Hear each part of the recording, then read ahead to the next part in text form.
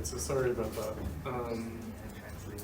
So let's just quickly look at where we are. I mean, we're not in any kind of mysterious place in the syllabus, but let's it's always helpful for us to look at the syllabus, just to have a kind of an overview, kind of mapping out where we're going. All right, so we're in the first week of Kant, so we will spend the next 2 weeks continuing our discussion of Kant. And, but just, so that you see what's on the horizon, we'll be moving on to Schiller and Hegel. Each one will get 1 week. And they will be responding to and processing Kant. So a lot of what we're establishing through Kant is going to be with us throughout the semester. And so we need to front end a lot. And one thing I need to do today before we get into discussion of the reading is just give an overview of Kant's philosophy more generally. Where this work that we're reading fits into his overall corpus. And hopefully it will make sense with respect to what you guys did read for today, namely Kant's preface and introduction, before getting into the first part of his argument, where he himself summarizes his philosophy. So hopefully this won't be too much at odds with that. Now we did talk about the dialectic of being and becoming last time, because we had that language introduced by Robert Pippin in his piece on critical theory, the fraught with oughts character of modernity in particular. So I'd like you guys to keep that in mind. That is included, you'll see, in the folder for this week. But let's turn to this kind of chart that I have. Our board is a little bit messed up today. I didn't have time to clean it, so let's just use the PDF instead. This is a kind of a PDF of something that I would normally draw on the dry erase board or on the chalkboard to lay out Kant's philosophy. So hopefully I can make it as dynamic as if I were drawing it on the board. All right, so last time we, again with Robert Pippin's article, although also with Hamza Walker and Susan Buckmore's, we were introduced to the idea of the critical and critique. So there's a very peculiar meaning that critique has, especially in Kant, although this language won't be used quite the same way in the subsequent readings. We will be encountering this basic idea, this thought. So when we normally think of critique, we think of criticism or like debunking something, opposing something, kind of tearing it down, falsifying it. That's not how the term is being used here. So critique here means exploring conditions of possibility. So that phrase, exploring conditions of possibility. So the possibility of something, what makes something possible, that's what it means to do a critique of it in Kant's use of the term. But not just the possibility of something, so its condition of possibility is also the same as the condition of possibility for changing it. All right, so the 3 critiques that he wrote, and that's not all of his philosophy, but it's the main structure of his philosophy. The critique of pure reason, the first critique, the critique of practical reason, the second critique, and then the critique of judgment, which is what we're reading, the third critique. Okay, so what are we getting into in terms of what are we exploring the conditions of possibility for? What he calls understanding, reason, and judgment. So the first critique, or the critique of pure reason, is the critique of the faculty of understanding. So what makes it possible for us to understand things through concepts, through theory, through theoretical concepts. So what's the condition of possibility for our understanding? And we'll capitalize these faculties in order to highlight that they have a special meaning. The understanding, or the reason why it's capitalized. It's indeed, we'll see, a metaphysical category, like the understanding. And then the second critique of practical reason is the critique of reason. So reason for Kant is primarily practical. It's pure reason, that's understanding. Practical reason is just reason.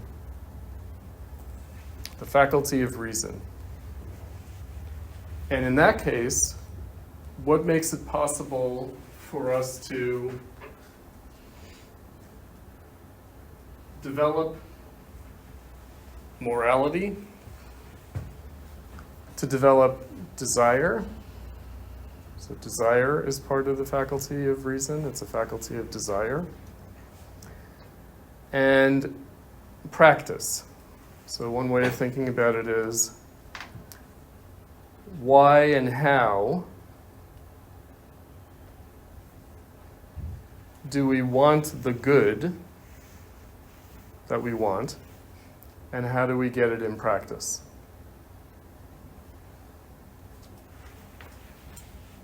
You'll see over here, I've corresponded the faculties to what were the ancient virtues, the virtues of ancient philosophy.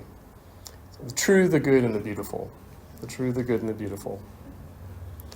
So philosophers, since antiquity, philosophized about the true, the good, and the beautiful. And Kant is also addressing these three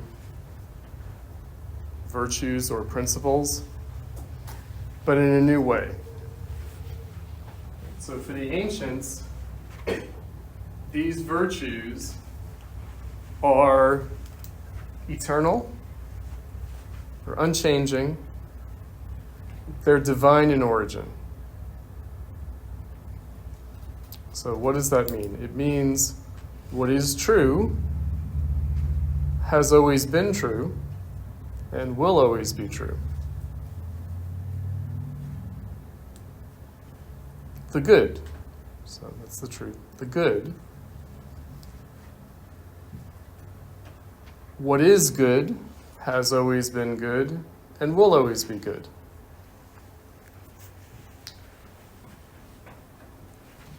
So how do we understand truth? How do we have true understanding? How do we have true concepts? How do we have true theories? How is that possible?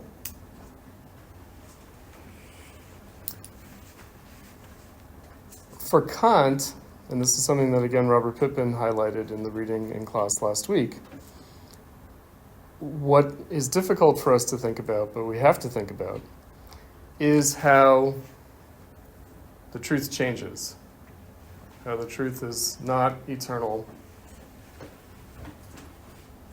and unchanging, but is historical and changeable. So intuitively, what we are given to think is that if the truth changes, then it doesn't really exist, then there is no truth. Right, so the difficult part is to understand that just because what we consider to be true, just because our understanding changes, just because our concepts and theories change, doesn't mean that they're not true. It does not mean that they're not true. So the truth of the truth is that it changes, which again is completely contrary to what we intuitively think of as truth. Right, so the most profound truth about the truth is that it changes. Now, how and why is that? Well, because these are not, as the ancients thought, these are not principles that have an origin outside of us. They're not divine in origin, they're external to us. But rather, these virtues only apply to us. Meaning there's nothing about the world or things, the things of the world, things in themselves, the world in itself, or things in themselves. There's nothing about them that is true. The only thing that's true is our understanding of them, our concepts of them, our theories of them. So, truth doesn't refer to the thing or the world, but refers to the subject.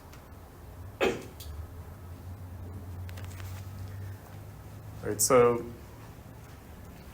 these categories are categories of our subjectivity. They're subjective categories. Now here's another wrinkle for us. They're subjective, but they're not merely subjective. Right, so they're not subjective in the ordinary connotation of that term. So, is the truth objective or is it subjective? The reason I've left out objective is that that's a more complicated problem that we will address. So the truth is not in things or in the world. The truth is in us. The truth is subjective, but it's not merely subjective. So how is it not merely subjective? Well, because it's not merely in our heads. It's in our actual relations to things and to the world, in our actual practical relation to things and to the world. So it's about us, but it's about us in the world. It's not just about us in our own heads.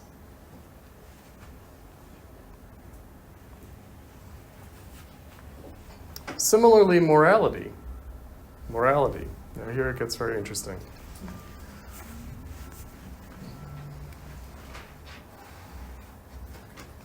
What we consider good morally changes. It changes. Does that mean that there is no morality? No. Right, so, again, intuitively we think if morality changes, then that means there really isn't any morality. Right, so it's kind of moral relativism, or moral arbitrariness, or kind of amorality. Well, no, right? Because again, morality has not been dictated to us by God and the gods, or the divine forces, the divine spirits, but we have given ourselves our own morality. And because we've given it to ourselves, we can change it. Similarly with truth, with our understanding and concepts. So if you know your religion, I don't know if children know religion anymore. Do they know religion? Like God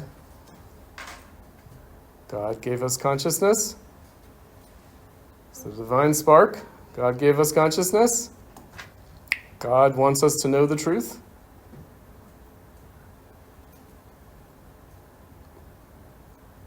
Depends on what's meant by God. But anyway, again, external to us. Right? We were meant to know the world. God wants us to know the truth.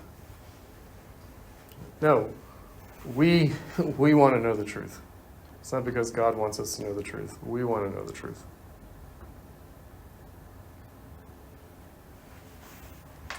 Is that desire, or is it?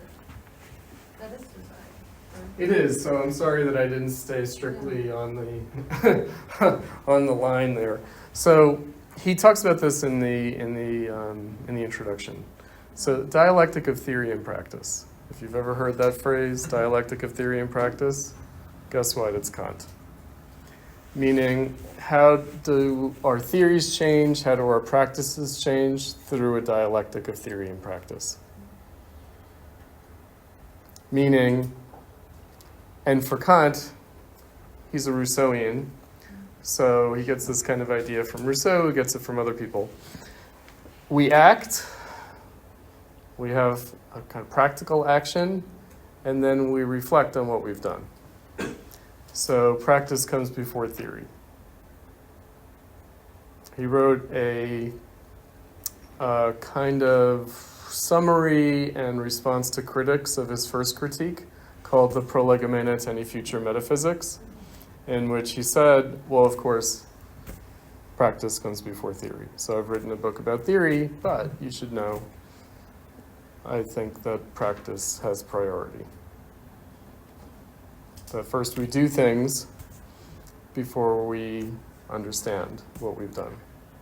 Again, our theory is not just in our heads. Our concepts, our understanding, not just in our heads, but arises out of our practical interaction with things and with the world. Right. Theoretical reflection. That's a term.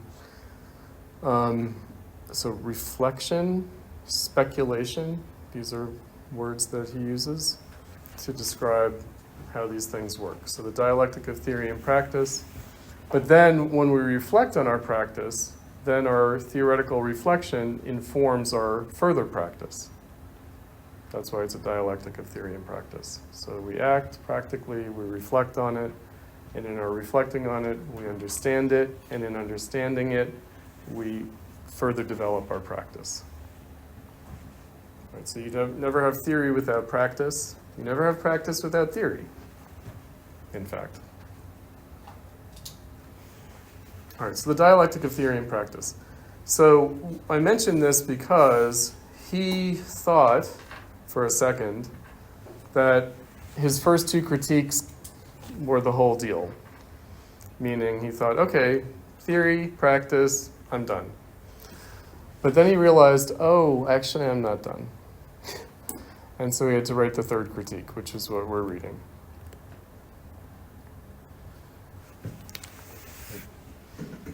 Okay, so, all right, now we talked last time about the dialectic of being and becoming, the is and the ought, and therefore we are talking about freedom.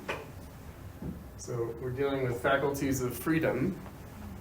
So our understanding, our reason, our judgment are faculties of freedom.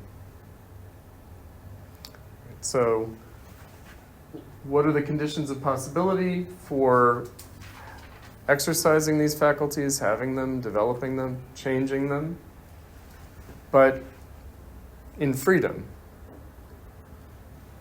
Right, so what makes it possible for us to freely transform our faculties? So I mentioned the priority of practice. Another point that he makes is that, of course, we don't develop our practices on our own either. So we're not just in our own heads, but we're also not just acting alone, but we're always developing our reason through our interaction with others in society. So practices are not developed by individuals isolated. They're developed in communities together.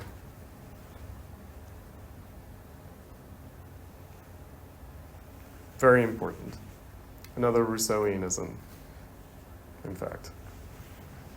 And actually, it's society that causes us to develop our faculties. Without society, we wouldn't develop our faculties. Without society, we wouldn't have history. So again, from last week, from the Robert Pippin,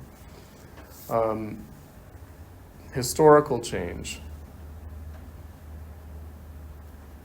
The grand narrative of the community that we're in. Meaning,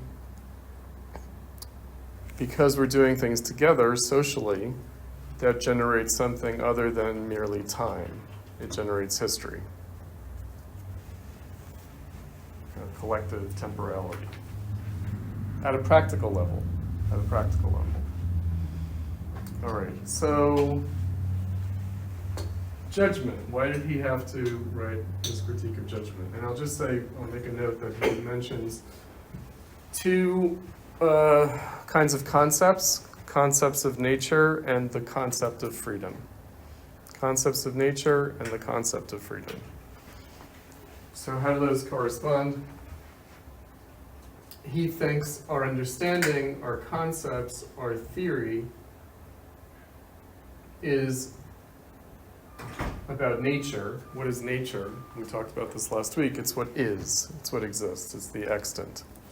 So when we're understanding, when we have a theoretical perspective, when we have concepts, and the word concept in German is Begriff, which I like because it helps us get a sense of the meaning. It actually means the same thing in Latin in the word concept, but we don't have any intuitive sense of Latin. But Begriff, it's like how we grasp things, how we apprehend things. Begriff. How we grip things with our minds. That's an understanding, that's a theory. But we're grasping what is.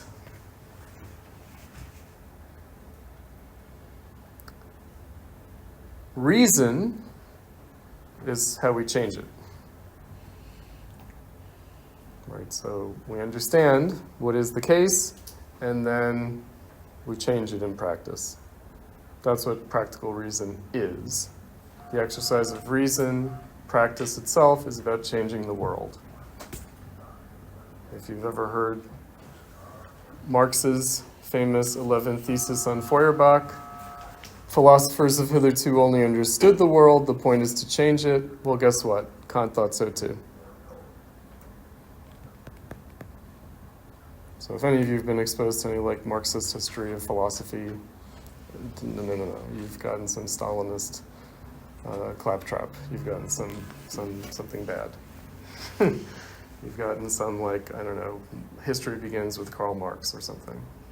No, Marx didn't come out of nowhere. So yes, the point is to change it, meaning practical reason is prior, and it is about changing the world. That's what it's fundamentally about. So how do we achieve the good in practice? How do we desire the good in a way that changes? So what we once desired, practically, we no longer. We transform it. We have new desires, new wants, new needs, in fact. So the dialectic of nature and freedom is what's expressed in the dialectic of theory and practice. We talked about this last week, nature and Geist. The is and the ought, being and becoming. It's also, you might have heard this phrase, the dialectic of freedom and necessity. The dialectic of freedom and necessity. Where the highest necessity is actually to realize our freedom. Meaning, the highest necessity that we have is to change the world. And, in changing the world, change ourselves. Right? Because when we change the world, we change our relation to the world, we change ourselves. Right? So the highest necessity that humans have is freedom. Our highest necessity and our highest moral obligation is to change things in a state of freedom. Meaning not change things just arbitrarily, but to change things in progressive development.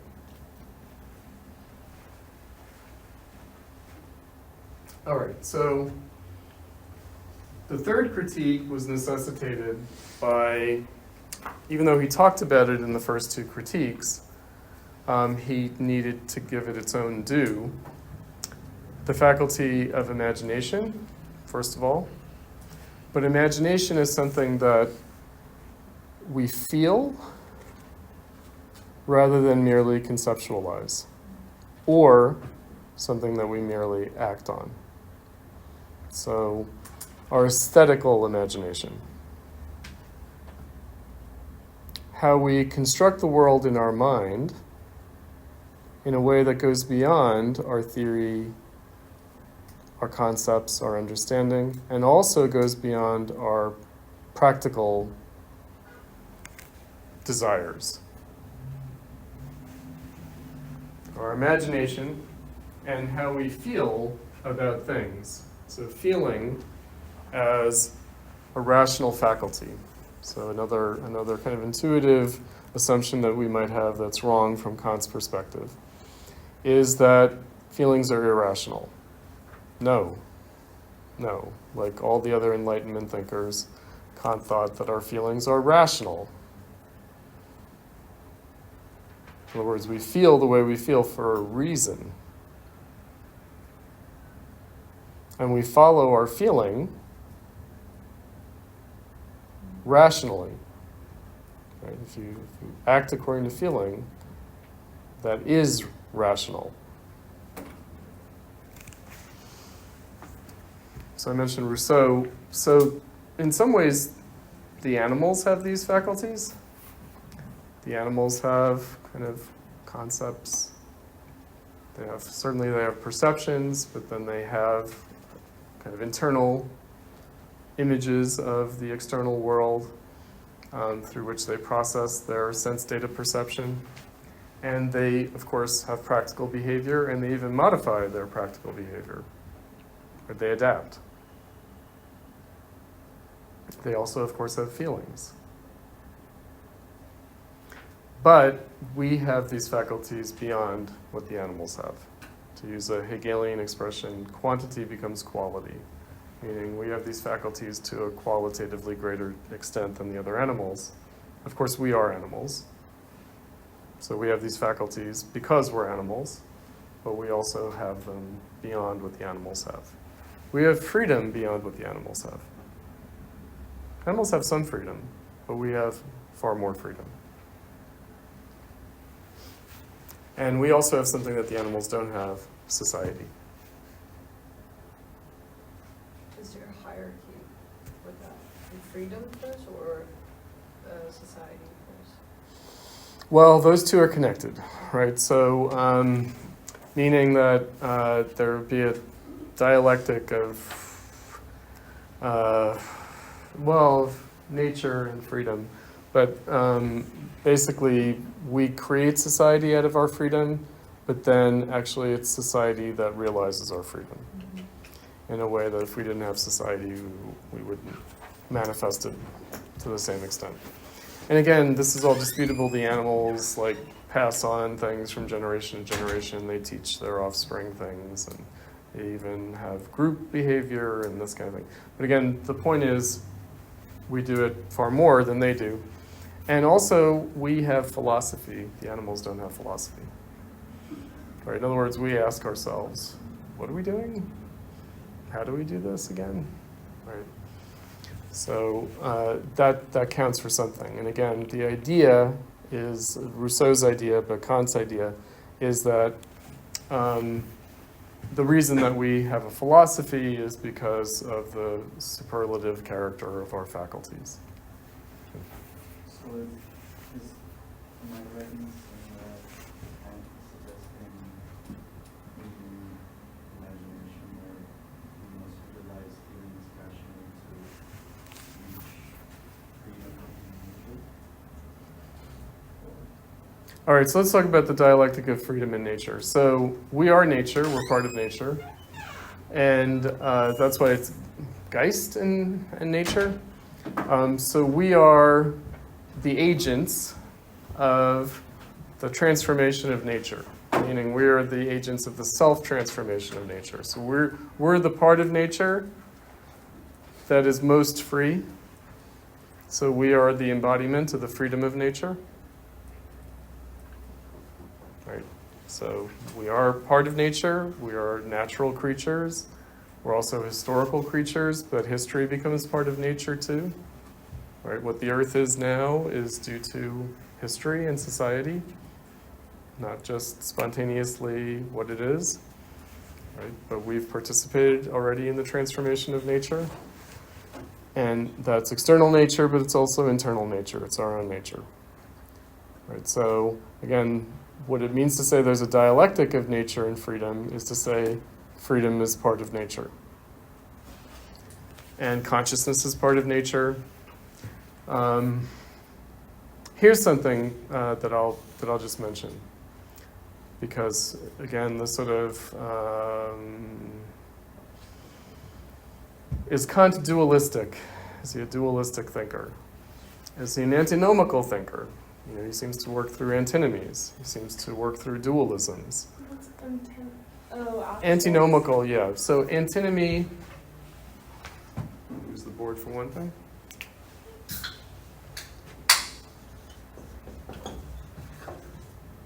Antinomy. So anti meaning opposite and nomi meaning law. So antinomies mean that there are opposite laws that are both true. Isn't that the reason why he wrote the third critique, was that he's dualistic and he's trying to find that balance in between? Okay.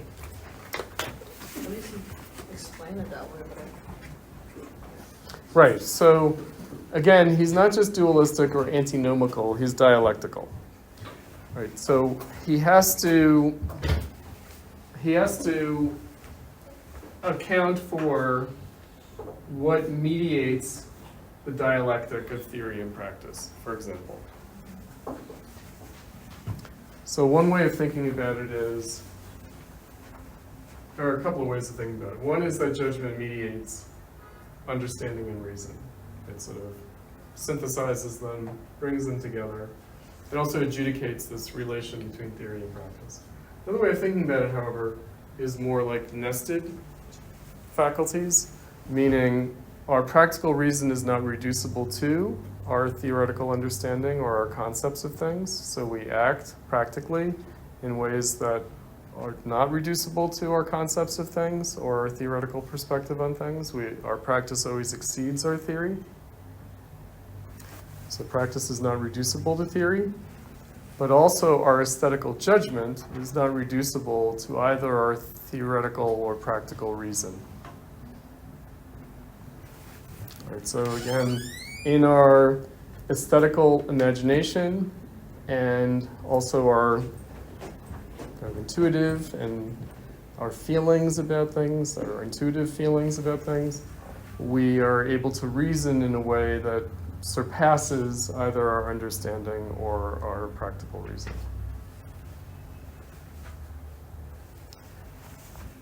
So again, two ways of thinking about these three faculties and how they're related to each other. One is that judgment is the queen of the faculties. Aesthetical judgment and aesthetical imagination is the queen of the faculties, meaning it's the top faculty. And the other is that it's not reducible to the other faculties. Now here's another point. There aren't three faculties. There's just one faculty. So what is the point of talking about it this way? Well, to analytically explicate it, explain it. So I'll say a couple of things about Kant. So I mentioned Rousseau. So Rousseau, his reading Rousseau is what caused what's known as the critical turn in Kant's philosophy. So he had been a traditional philosopher, a kind of academic, scholastic, professional philosopher. And then he read Rousseau, and he had his Saul falling off the horse on the road to Damascus moment, and Epiphany saw God and gets up and is Paul. Well, Kant has his critical moment reading Rousseau, and he takes 10 years before he writes his first critique, just thinking, how am I going to present this to the world? Right? And he says that what he learned from Rousseau, he learned two things that he didn't know as a traditional philosopher. One is that he didn't have the right, even though he was an educated person who had certain talents and, again, was a professional philosopher, he had no right to think of himself as more intelligent than the average day laborer. So what is a day laborer? Do you guys know what a day laborer is? Those are the guys who hang out outside of Home Depot. Right? So just odd job, like I'll do anything kind of guy, right? Actually, those guys are pretty skilled. But anyway, so the average day laborer, he doesn't have the right to think of himself as more intelligent than them. And 2, the task of philosophy. What is the task of philosophy? The task of philosophy is to explain to people what they already know. So the purpose of philosophy, the task of philosophy, is to explain what we already know.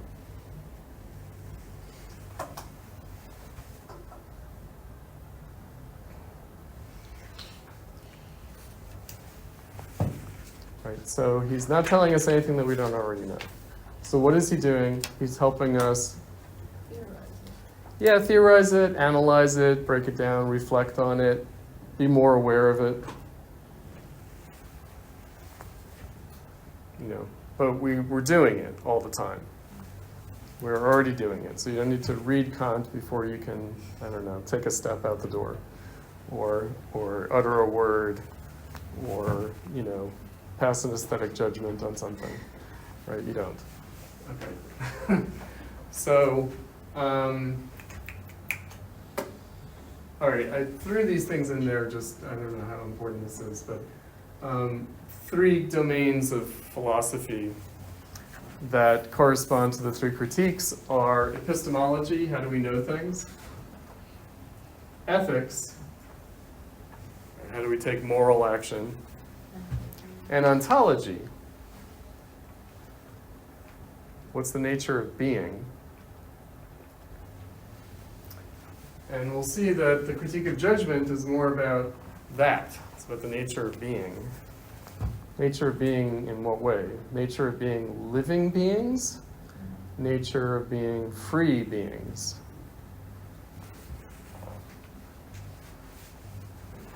So I bring that up just because it will help us with how we're going to proceed in this text, the 3 sections of the text, how we're breaking it down from week to week. The beautiful, so we're dealing with beautiful objects as phenomena or appearances, manifestations. Right, so we have the first aesthetical phenomenon we have to deal with is beautiful objects. And we'll see that the experience of the beautiful objects correspond to our understanding, to our concepts and theories. Get into it in terms of the idea of the beautiful. It's a little bit of a paradoxical notion. The second aesthetical phenomenon we're going to be addressing is sublime forces. Sublime forces. So objects, forces, and then the combination of those 2 things, teleological beings. Now what the hell does that mean? It means beings that have themselves as their own goal, have themselves as their own purpose, have themselves as their own aim. Living beings, forms of life. Because living beings, unlike non-living things, living beings have themselves as their own purpose. They cause themselves as their own effect. Right? So they're not just sort of random happenings or events. They're self-organized, self-perpetuating phenomena. So the sublime forces, we will see, correspond to our practical reason. And then finally, the teleological beings, the appearance of phenomena aesthetically in the form of teleological beings or living beings, purposeful beings, corresponds to our aesthetical judgment. Do you mean like literally living beings? Yeah. So like, what's an example of a teleological being, like an amoeba? Yeah. Any form of life. Any. Any form of life. Oh, so is he saying then that all life is Teleological. just existing to perpetuate itself? Right. Right. Sorry. So, it's one of these questions in the philosophy of science. What counts as a living being? Is a virus a living being? It's iffy. Viruses actually are just genetic junk that unfortunately can perpetuate themselves. So they're on the threshold of life, but they're not really alive. Well, would Kant say that they are alive because they're perpetuating themselves? Yeah, but they're not perpetuating themselves independently. They don't have autonomy, which a teleological being also has. It has autonomy. So they don't have autonomy the way bacteria have autonomy. Right, so that would be the threshold, the virus-bacteria threshold. How do bacteria have how do they have autonomy? Oh, they have awesome autonomy. They live at the bottom of the ocean at volcanic vents, under extreme pressure. So after we're all gone, after we nuke ourselves, the bacteria will be there. Oh, so it's their survival, the capability to survive is autonomy. Yeah, Okay. absolutely. Yeah. We're not simply elements of our environment. We assert some power over our environment. Nietzsche will call it the will to power. Anything alive exerts a will to power. We're reading Nietzsche later. All these ideas are going to flow together. It's all philosophy of freedom. Right? Living things are free in a way that non-living things are not. Non-living things are epiphenomenal, they're caused by other things. They're just part of a series of unfortunate events. Living things are not just that, they're autonomous. They defy that. Random chance, accident, entropy. So Manichaean philosophy, the light and the dark. Woo. No? Ancient people thought about this a long time ago. Right? There are two things in the universe, the things that fall apart and the things that keep themselves together. Right? Light and dark, good and evil, order and chaos. Yeah. Beings, living things, teleological beings, life forms, are autonomous because they order themselves, they organize themselves, and they organize their environment around them. All life does that, and guess what? We do it most of all. We're the highest form of life. Because we are. There's no getting around that. As Heidegger said, we're the shepherds of being. We're shepherds of being. We might want to be the sheep. We might want to be the wolf. But no, we're the shepherds. We can forget that sometimes, but we are the shepherds. Because we're the highest form of life. Meaning the shepherd has to do things for the guard dogs and the sheep, even for the wolf. That's in their best interest, even if they don't know it. We have to do things for nature. That's in nature's best interest, even though nature itself has no idea about it.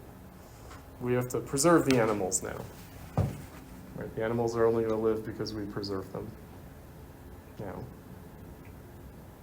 They were just spontaneously died off in some cosmic cataclysm. We will preserve them. We'll put them in the spaceships with us.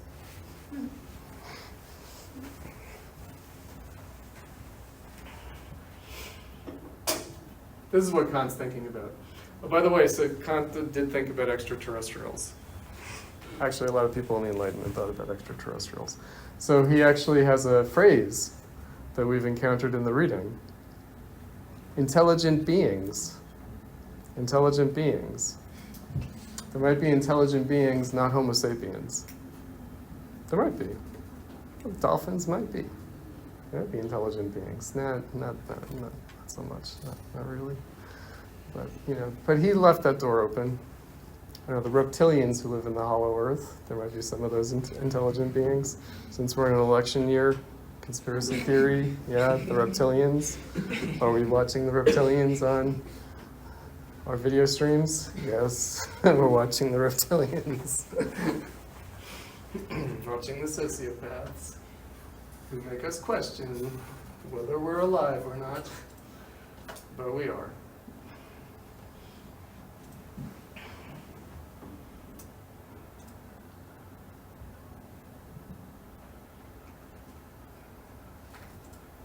All right.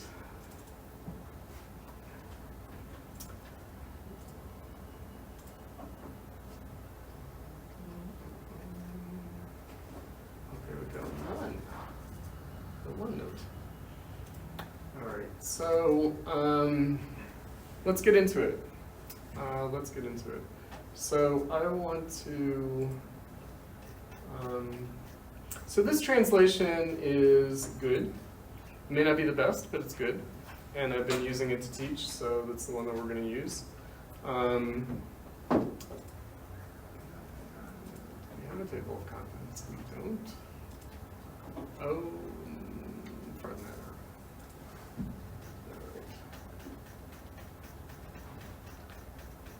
All right. Oh, no. Front matter. Oh, we do have a table of contents. I thought so. Okay, good.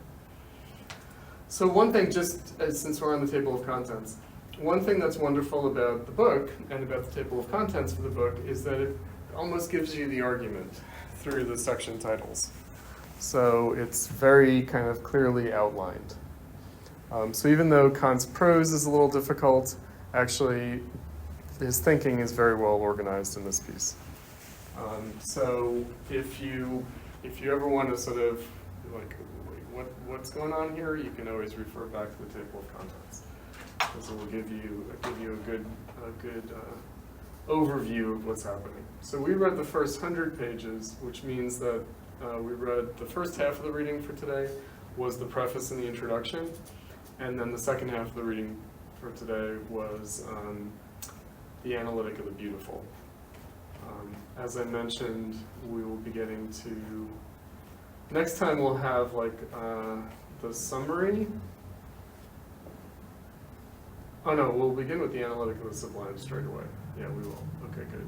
All right. So we basically get the Analytic of the Beautiful and then a kind of summary statement, and then we'll launch into the Analytic of the Sublime next time. All right. So here's another point I wanted to raise.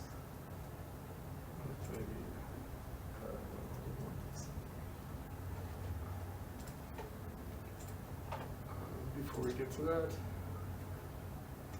one last thing on this chart that I didn't mention. Okay, so how did Kant understand his philosophy? So you'll see that we have epistemology, ethics, and ontology.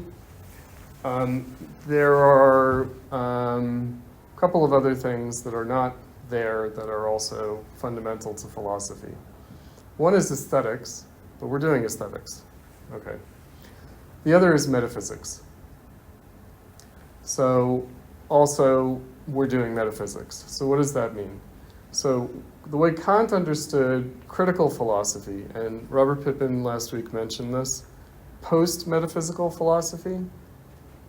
So up to that point in the 18th century, with the Enlightenment in particular, with the philosophers of the Enlightenment, they were the philosophers against philosophy.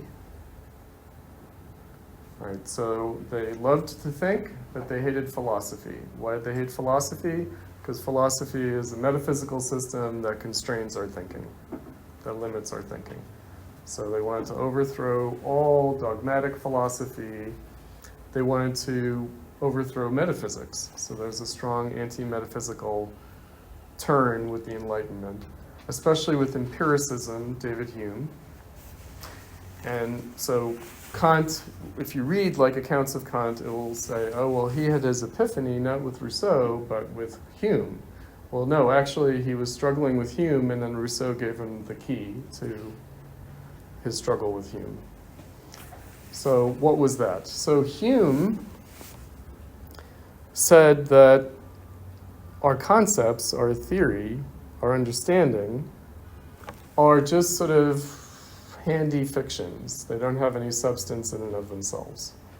They're just constructs, they're disposable hypotheses, and they are generalizations from empirical observation. So that's why Hume is an empiricist. He thinks all knowledge is derived from and an elaboration of sense data perception. Sense data perception.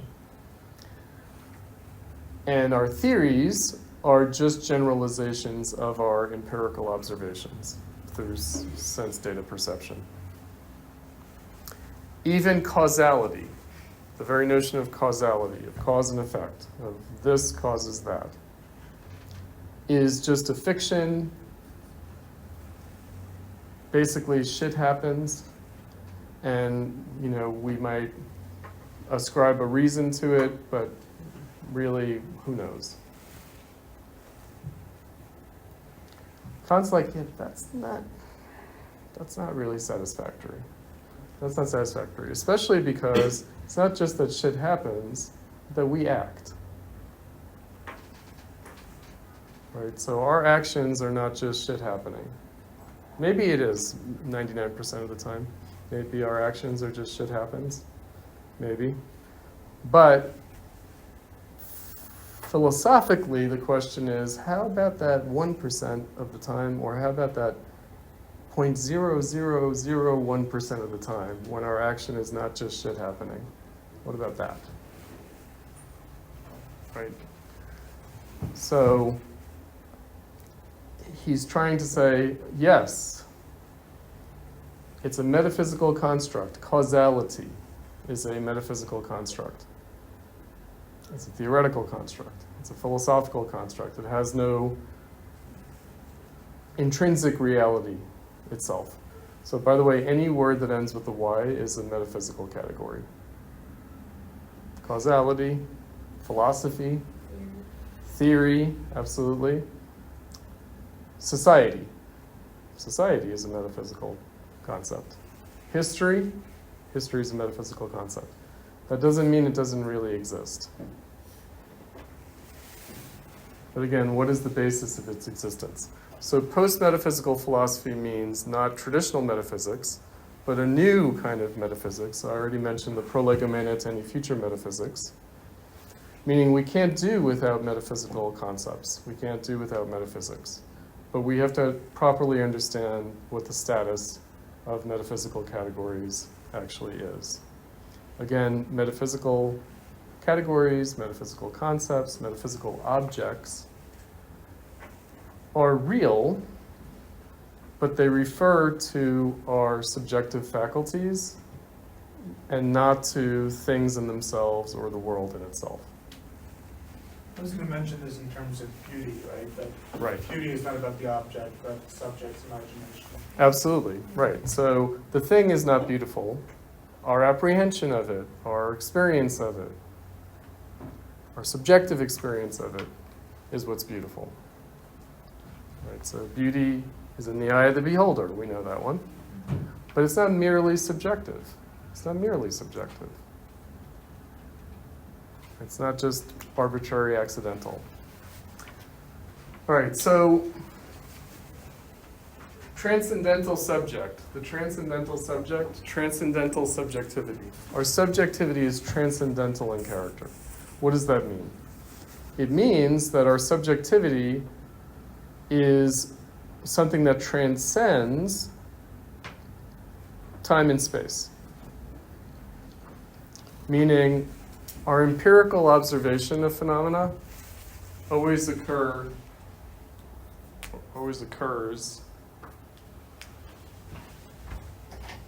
in moments of time and space.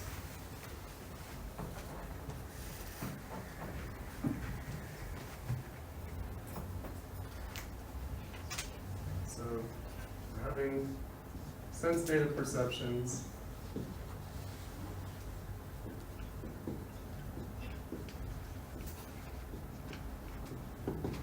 that are always occurring in particular moments of time and space.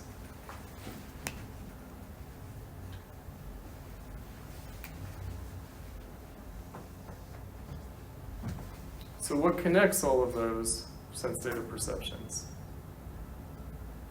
What precedes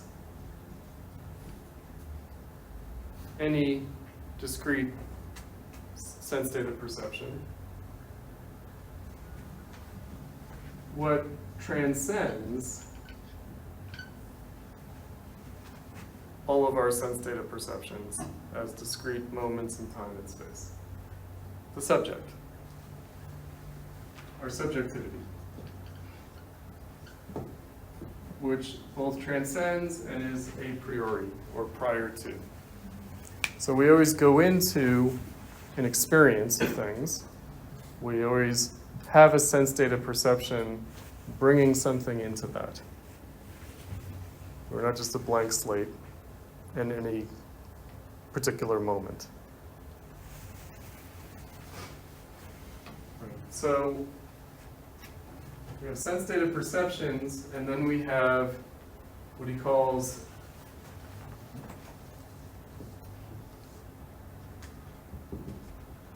the unity of apperception. So our subjectivity is characterized by a unity of apperception.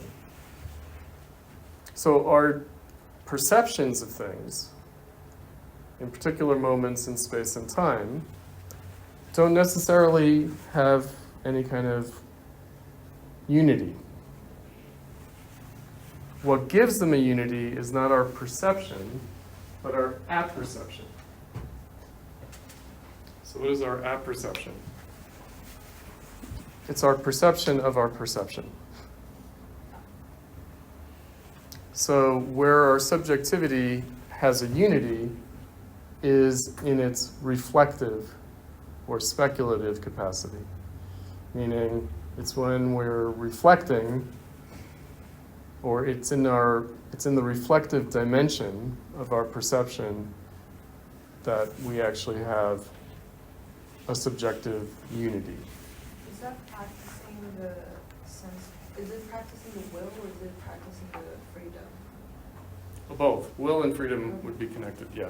So transcendental, just in this sense, means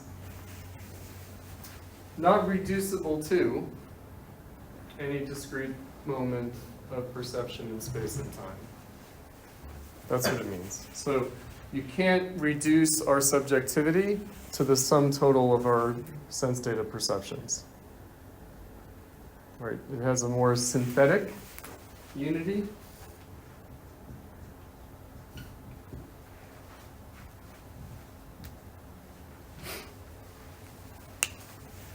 Meaning, experience itself, the very concept of experience, means that we are kind of accumulating all of our sense data perceptions, and more is coming out of it than just the aggregation of sense data perception. Right, so it's not just an accumulation of sense data perception, but a synthetic unity of all those perceptions that transcend them. Right, so that's, now, here's a way of thinking about it. The beautiful, good example. So we're capable of experiencing something as beautiful even if we're in a bad mood. Even if we're in a bad mood. So you don't have to be in a good mood, you don't have to be taking psychedelics to experience something as beautiful.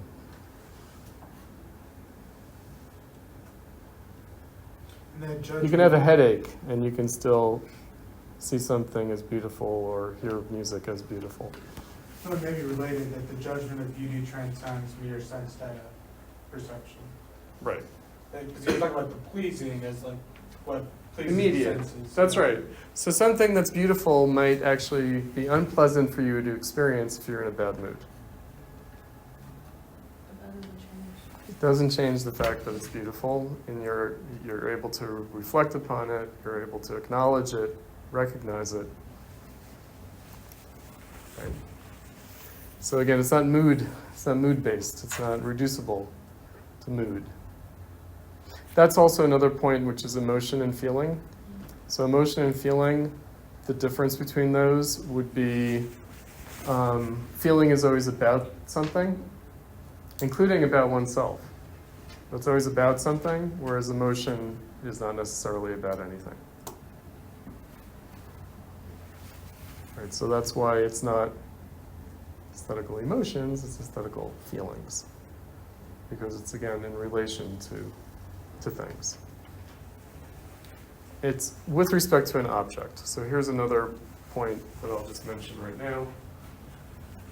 So subjectivity, right, so we're talking about faculties of the subject, but the subject never exists without an object. So just as there's no theory without practice and there's no practice without theory, there's no subject without object, and there's no object without subject. There are things, and there's the world. Actually, there aren't even really things. So in his other writings, I don't think that he really gets into it here so much. Kant describes the universe, he calls it the sensuous manifold, and there really isn't anything. There's just, as we know from modern physics, a flux of matter and energy. Meaning, this table, right, so it might be here for the duration of our class, it might be here for the duration of my lifetime, it might end up in a landfill and outlive the human race. But in the grand scheme of things, cosmically, it winks in and out of existence. Right, it's just a moment of the flux of matter and energy in the universe. Right? It's not, right, so what is it? It's a table. It's made out of plastic and aluminum and some stuff in here. I don't know what, particle board, something. Right, so how I just defined it is as an object, as a practical object, which is also a theoretical object. Right. So again, there aren't even really things. There aren't things. There's just stuff. There's just matter and energy winking in and out of existence, taking different forms. Right. So you know the famous Einstein phrase. He had a debate with Henri Bergson, who's a French philosopher who was a contemporary of Einstein, and they had a debate about time.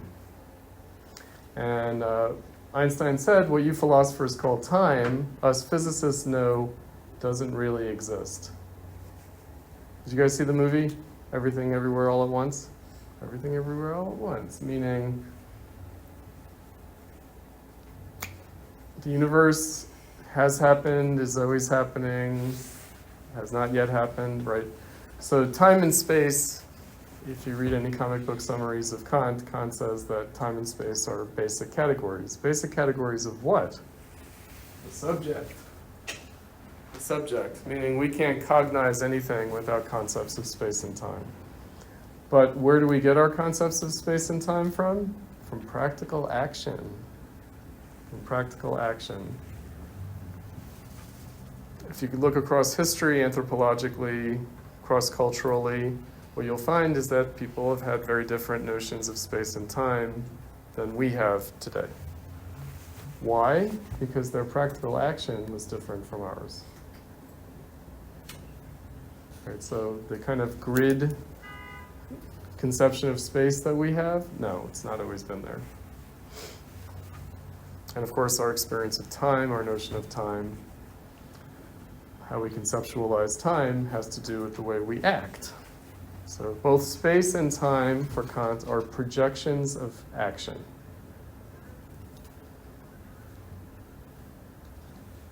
They don't exist in and of themselves. So what is it, the everything bagel in the Everything Everywhere All at Once? It's the everything bagel, right? Which is like the nihilistic kind of beginning and end point of the universe, right? Like, don't go for the everything bagel or you'll annihilate all existence. Right, so this is like I think it's a Gen Xer.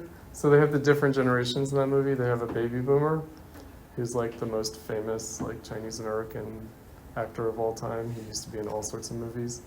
He's like the grandfather. And then there's Michelle Yeoh, who's like Gen X, me.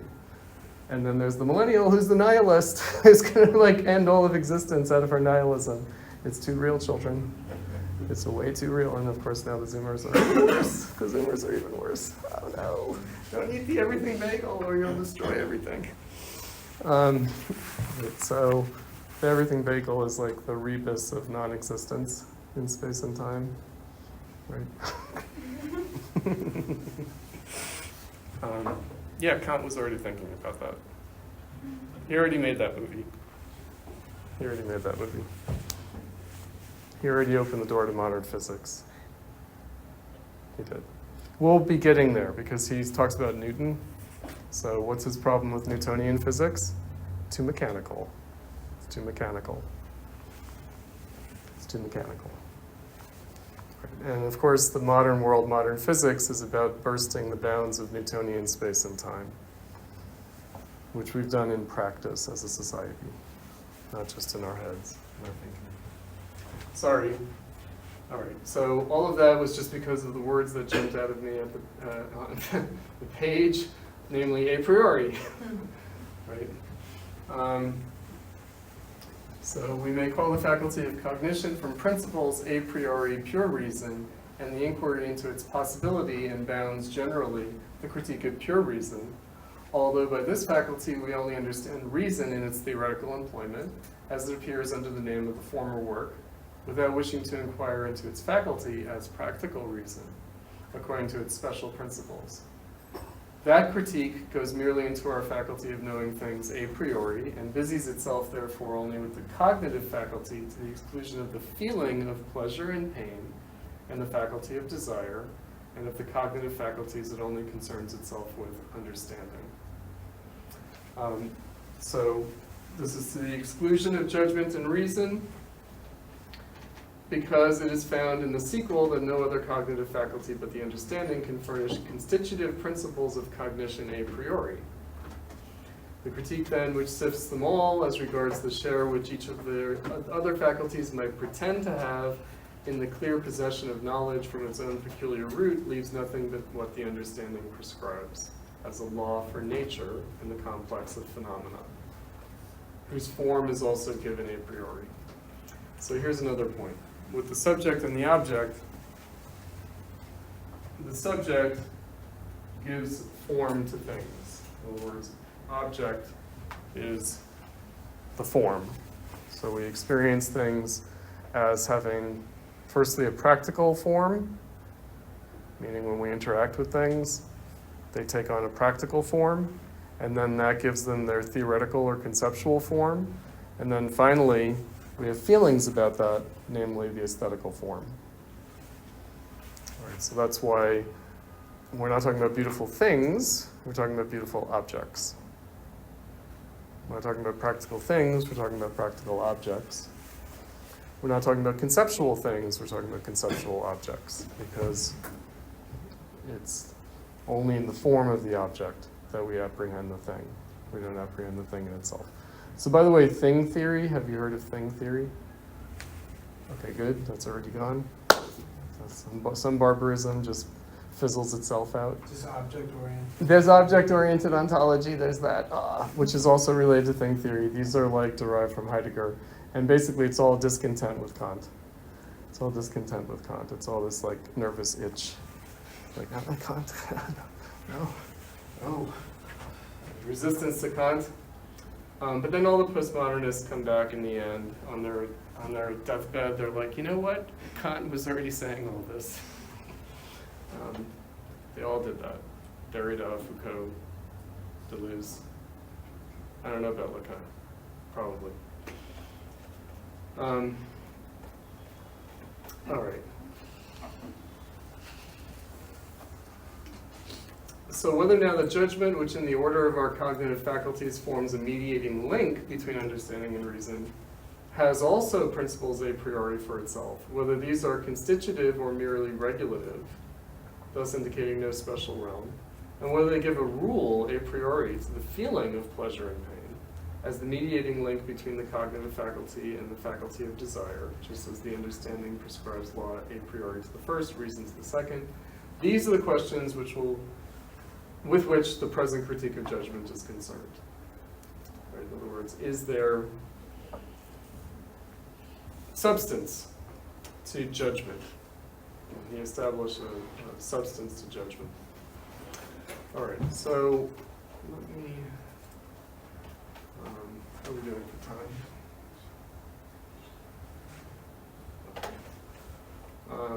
So I mentioned in the introduction, he says, two kinds of concepts, natural concepts and the concept of freedom. The former render possible theoretical cognition. The latter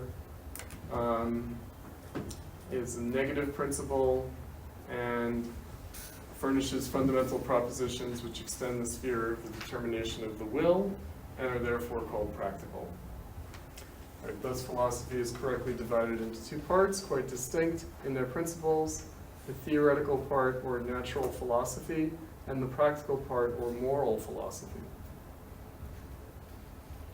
But up to the present, a gross misuse of these expressions has prevailed, both in the division of the different principles and consequently also of philosophy itself. What is practical according to natural concepts has been identified with the practical according to the concept of freedom, and so with the like titles, theoretical and practical philosophy, a division has been made by which in fact nothing has been divided. So he's saying that his analysis is better, that it's actually properly delineated these things. All right, I'm actually gonna, in the interest of time, jump to the end of the introduction for this chart that he lays out. These charts are very helpful, and then maybe we can unpack things back from that. So all faculties of the mind, cognitive faculties, that's the understanding, faculties of desire, that's reason, cognitive faculties that have a conformity to law, faculties of desire that are according to a final purpose. Teleology, I mentioned teleology, final purpose. Cognitive faculties, theoretical understanding, concepts of nature, faculties of desire, reason, concepts of freedom. Okay, so what mediates or links is, first of all, the feeling of pleasure or pain. So here's an interesting bit. It gives us pleasure when we feel that we have exercised our understanding in a true way.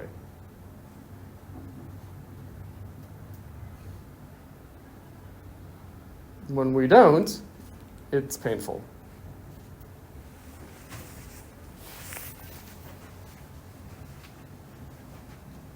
Right. Similarly, when we successfully exercise practical reason, it feels good. When we fail, it's painful. So the point being that we never exercise our understanding or our reason. We never exercise our concepts or our theories, nor our practical reason, without a feeling of pleasure or pain in doing so.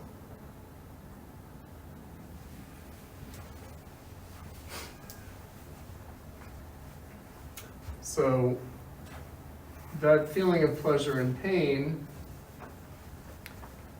is guiding our judgment.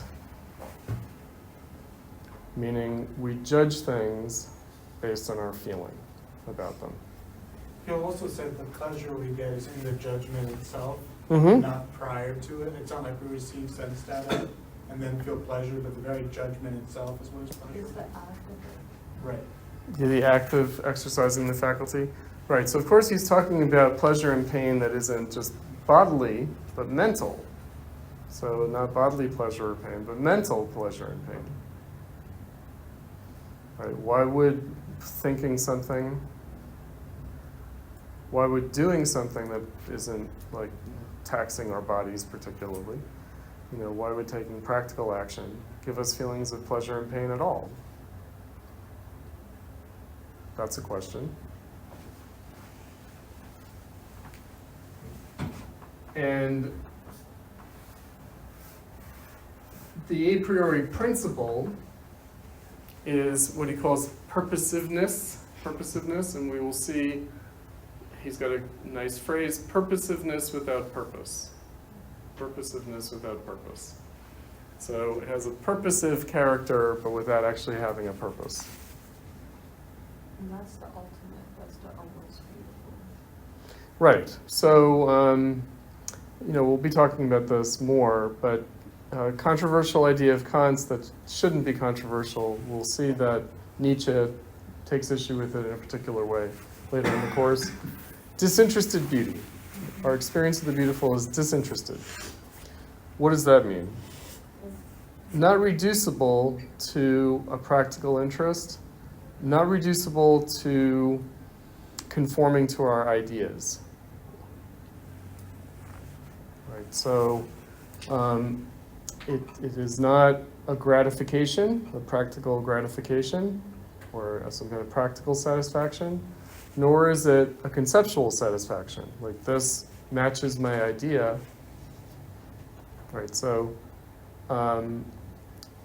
the feeling that we get from something matching our idea is the feeling of a true concept, but it's not of a beautiful object.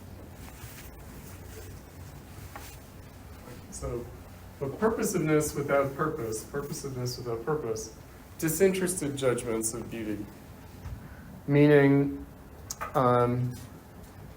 we appreciate something without it having any particular purpose. Mm-hmm. What do you think if people do not have the capabilities to understand the purpose of religion and Christianity and an object? And you understand there's a purpose to this object, but you do not have the capabilities or you cannot be. That might be part of it. So what I'd say is, the issue with religion, for example, everything has a purpose, but we may not know it, right? God works in mysterious ways. Everything happens for a reason, even if we are not meant to understand it, that kind of thing. We'll see that's more of a sublime phenomenon, right? Because again, it's like God's plan or something. So again, that would refer more to like a practical, why things happen, how things are unfolding. But keeping it on the level of the beautiful object, our feeling of pleasure that isn't about a practical gratification or about a kind of conceptual satisfaction. Like that matches my idea, so it affirms me in that way, and that's what feels good about it. Purposiveness without purpose. Why the beautiful object has that character, has the character of purposiveness without purpose, is that it reminds us of ourselves. Reminds us of ourselves. Meaning, he calls it a sympathetic resonance between subject and object in the experience of the beautiful, meaning we are purposive, we do things for a reason, but we don't have just a purpose. We don't have a particular purpose. So this transcends the religious notion, which is that, God has a purpose for all of us to fulfill in his master plan. No, meaning because we're autonomous, we're not just chess pieces in God's game. We have a purposiveness without purpose, and that's what we experience in the beautiful object. It exists just because it exists. It exists for its own sake.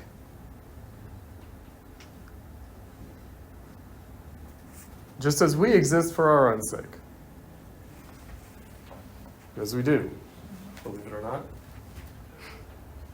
And then again, the application. So art, of course. Why do people make art? For its own sake. L'art pour l'art. Art for art's sake. Which is a fairly recent phenomenon. Meaning it used to be that art was for a purpose. Meaning it was for a religious purpose, or it was for some kind of practical purpose, like it was like an awesome thing that was meant to terrorize other people in warfare. So like there was the art of the church and the art of the warrior caste, or the aristocrats, and the nobility. We'll be reading about that with Nietzsche also, the priestly caste and the warrior caste. And so, like they have suits of armor, don't they, in the basement of the Art Institute? Right? Are they beautiful? Yeah, they're beautiful because they're in a museum. But they were meant to be awesome, and they were meant to strike terror into the minds of their victims. Right? So like Sauron's armor is pretty fucking awesome. And just looking at Sauron, I think, doesn't Tolkien say? It's just like a nuclear weapon going off. Like if you see Sauron, you're just like destroyed. Right, so that's not art. That's warfare. Right. They probably still make weapons to be aesthetically awesome, to terrify the enemy. They probably do. It's hard to imagine that they don't. If you look at the fighter jets and the tanks and stuff, they're aesthetical objects. They're practical engineering objects, they are. And some of them are very ugly because it's obvious that they just have a practical thing. But then often they're awesome, and then you realize, yeah, it's just supposed to make the enemy surrender as soon as they see it. Right? But that's not art. That's not art. Now, if you put it in a museum, it's art. Why? Because it's lost its purpose. You're just looking at it for its own sake, divorced from any practical.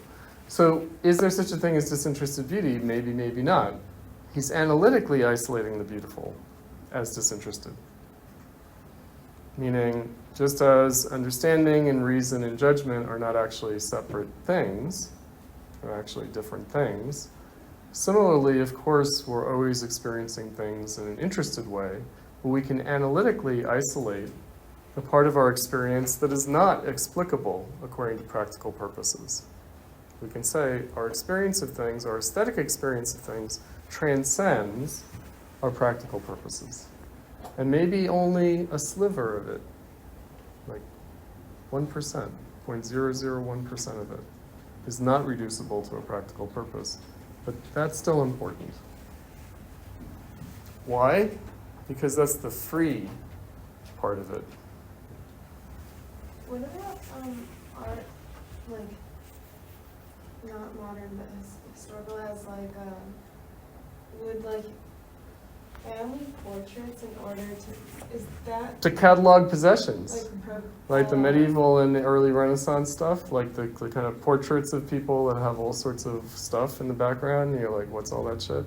Because it's actually like a catalog of the heirlooms and the important possessions. But is that like a real purpose, or is it like a fake purpose because it's like part of this other constructed of owning things? Right, it's a real purpose. It's a practical purpose. Again, practical purposes are real even if they're artificial, meaning socially created. Those are real. But again, it's in our experience of things without any particular or definite purpose. But is that still, are those paintings, were they not art when they were made, but they're art now because now they don't have a function? Possibly. The other possibility is that even though the artist was doing it for a reason, for a practical purpose, maybe there was some aesthetic play involved, to keep themselves from getting bored while they were doing it. And, so in a way, art has always existed. In another way, art came into existence. And in yet another way, art has never existed. Meaning it's something that we're pursuing rather than... What if it's like a compulsion, so it serves a purpose for the person doing it? Is that art? Like, Well, art? we'll see. No, maybe not. So we'll see. So the difference between the pleasant and the beautiful also the difference between the charming and the beautiful. And, we'll get into that because, that would seem to satisfy one in a different way, right? Because it's no longer about an object, like a kind of aesthetical object. It's more about the fascinating details, right? So, yeah, I know children. Art is a neurosis. Art is a neurosis. It's a neurotic activity. It's a fidget spinner. It's a fidget spinner for especially gifted children. Art, it is. I know. I was an artist. I've been an artist. I know. It's a neurotic activity. It definitely is. It's like a better habit than some self-destructive, addictive behavior, right? But it could be experienced by someone else and also by ourselves when we're doing it or after we've done it as more than that. As more than that. As not reducible to that. Right? If it forms a coherent aesthetical object. Let's take a short break. All right, I guess let's resume, even though we have one person still coming back. But let's resume. All right, so just to keep in mind, next week the reading's a little bit longer. Sorry, longer than 100 pages. It's 127 pages, which is a nice number. 127 sounds cool. And also a discussion thread for that one. We will see that that's going to get into next week will be the Sublime and Genius. Genius. Yeah, genius is another wonderful concept because genius is sublime. Absolutely is sublime. And genius just means originality. We have to demystify these concepts. Right. How is it possible for us to be original? Because it is. It's possible for us to be original. How is it possible for works of genius to happen? So those will be the two subjects next time, the Sublime and Genius. And then the third week will be Teleology. Teleological beings. All right, so let's return. I wanted to just pause on the footnote under the chart, because the footnote is got a little important moment in it that I don't want us to skip, even if it is a bit condensed. It's a little opaque.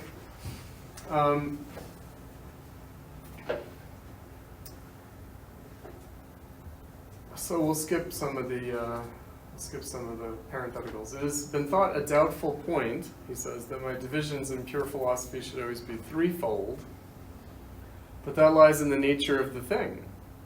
What is the thing? Philosophy. If there is to be an a priori division, it must be either analytical, according to the law of contradiction, which is always twofold. Use some Latin. Basically, A or not A, or it is synthetical, and if in this latter case it is to be derived from a priori concepts, the division must necessarily be a trichotomy. Okay, why? For according to what is requisite for synthetical unity, in general, there must be, number one, a condition, number two, a conditioned, and number three, the concept which arises from the union of the conditioned with its condition. Okay. So again, conditions of possibility for change, conditions of possibility for free transformation. Okay, so the synthetical here is associated with the transcendental. So the unity of something and its conditions, or of the conditioned with its condition, that unity is actually how it transcends. It's being merely conditioned. Now, that word is important to keep in mind. So we're sort of laying out some basic concepts this week. Condition is different from determined. So for something to be conditioned is different from being determined. So being determined has a more kind of closed final character. Right, so to determine something is, as it sounds, to determine it. To condition something is to make something possible. So how is something made possible and then realize that possibility, and in so doing transcend its mere conditions of possibility and its realization? Made possible, what is something that makes possible? Oh yeah, how is something possible? How does it realize that possibility? And then how in the realization of that possibility transcend its mere possibility. Go beyond the fulfillment of the condition. Is that So a little like Marx? It is very much. It is very much. And there's a guy who I kind of know, but I don't know. And also he doesn't like me. And he's an analytic Marxist. And he's like, the problem with Marxism, if you read Marx, is that they didn't have modal logic in the 19th century. And so instead they had to use this funny thing called dialectic. And it's like they had modal logic, meaning conditional propositions, right? Ugh. Anyway, yeah, people are stupid. They're intelligent beings, kind of. And about determined, is it a given or is it more? Well, the determined would be, again, maybe a concept of nature or a concept of necessity rather than a concept of freedom. Right, so again, the trichotomous character of philosophy, the synthetical character of philosophy, the transcendental character of philosophy, of course wouldn't be necessary if one were not thinking about freedom.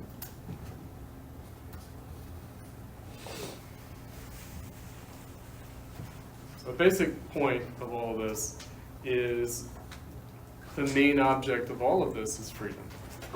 So everything here is really about freedom. And we'll see what that means. All right, so I mentioned genius, which always strikes terror into the heart of children, especially when they are artists.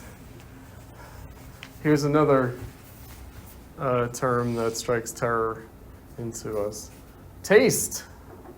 Taste. Oh my goodness, taste. Taste. Judgments of taste. Judgments of taste. And we'll see there's an antinomy of taste. I don't want to jump the gun entirely, but I will jump the gun a little bit on the antinomy of taste. So, to each his own. To each his own. Right, so everybody has their own taste. Just because I like something doesn't mean that you will like it. But taste also, so taste is particular, to each his own, but also taste is universal. So how is taste universal? We all have it. And then when you judge based on taste, you assume a kind of universality of that judgment, right? You want other people to agree with you that this thing is beautiful. Right, so judgments of taste have the character of the ought rather than merely what is. So what does that mean?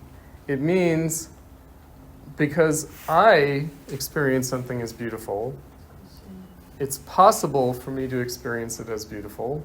And because it's possible for me to experience it as beautiful, it's possible for anyone to experience it as beautiful. And because it's possible for anyone to experience it as beautiful, they should experience it as beautiful. They may not, but they ought to. They may not, but they could. All right, so earlier we were talking about the true, the good, and the beautiful. So all cultures across all of history in all places have had concepts of the true, the good, and the beautiful, even though they've differed on what those were. All right, so we may not judge the same things beautiful, but we all have a concept of the beautiful. We all have an experience of the beautiful. We may not experience the same things as beautiful, but we all experience something as beautiful. Is that the validity that I was mentioning? What's the difference between, I'm sorry, what's the difference between the Validity? validity and a quantity? Not sure. What's the quantity bit? It's just quantity, like that chapter was called. The universality of satisfaction is on page 59. Uh-huh. Universality of dissatisfaction is represented in the judgment of taste only as subjective. And then there's the quantity. Where's the quantity? Let me go from page to page to start. Sorry. No, that's okay. Let me take this one. Yeah, that's not even letting me do that. That's terrible. But Okay, go ahead. what we're talking about is that the validity. All right, let's talk about validity rather than quantity. Yeah. Okay, so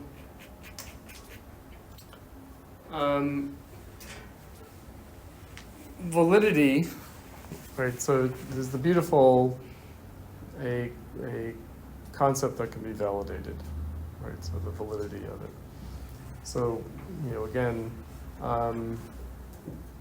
that's why I was curious about what the quantity bit was. Let me try to find that passage. Hold on. So you said 58? I'm actually on a different copy, so it's just a Section 8? yeah, section. Section 8. That's one thing that's useful about this philosophy, is that it's usually broken up into little sections.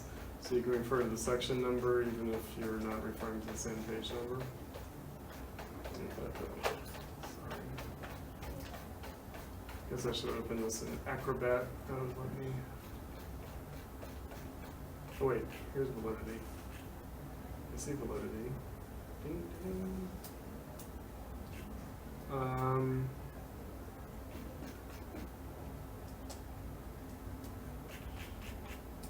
So maybe it starts in section 7.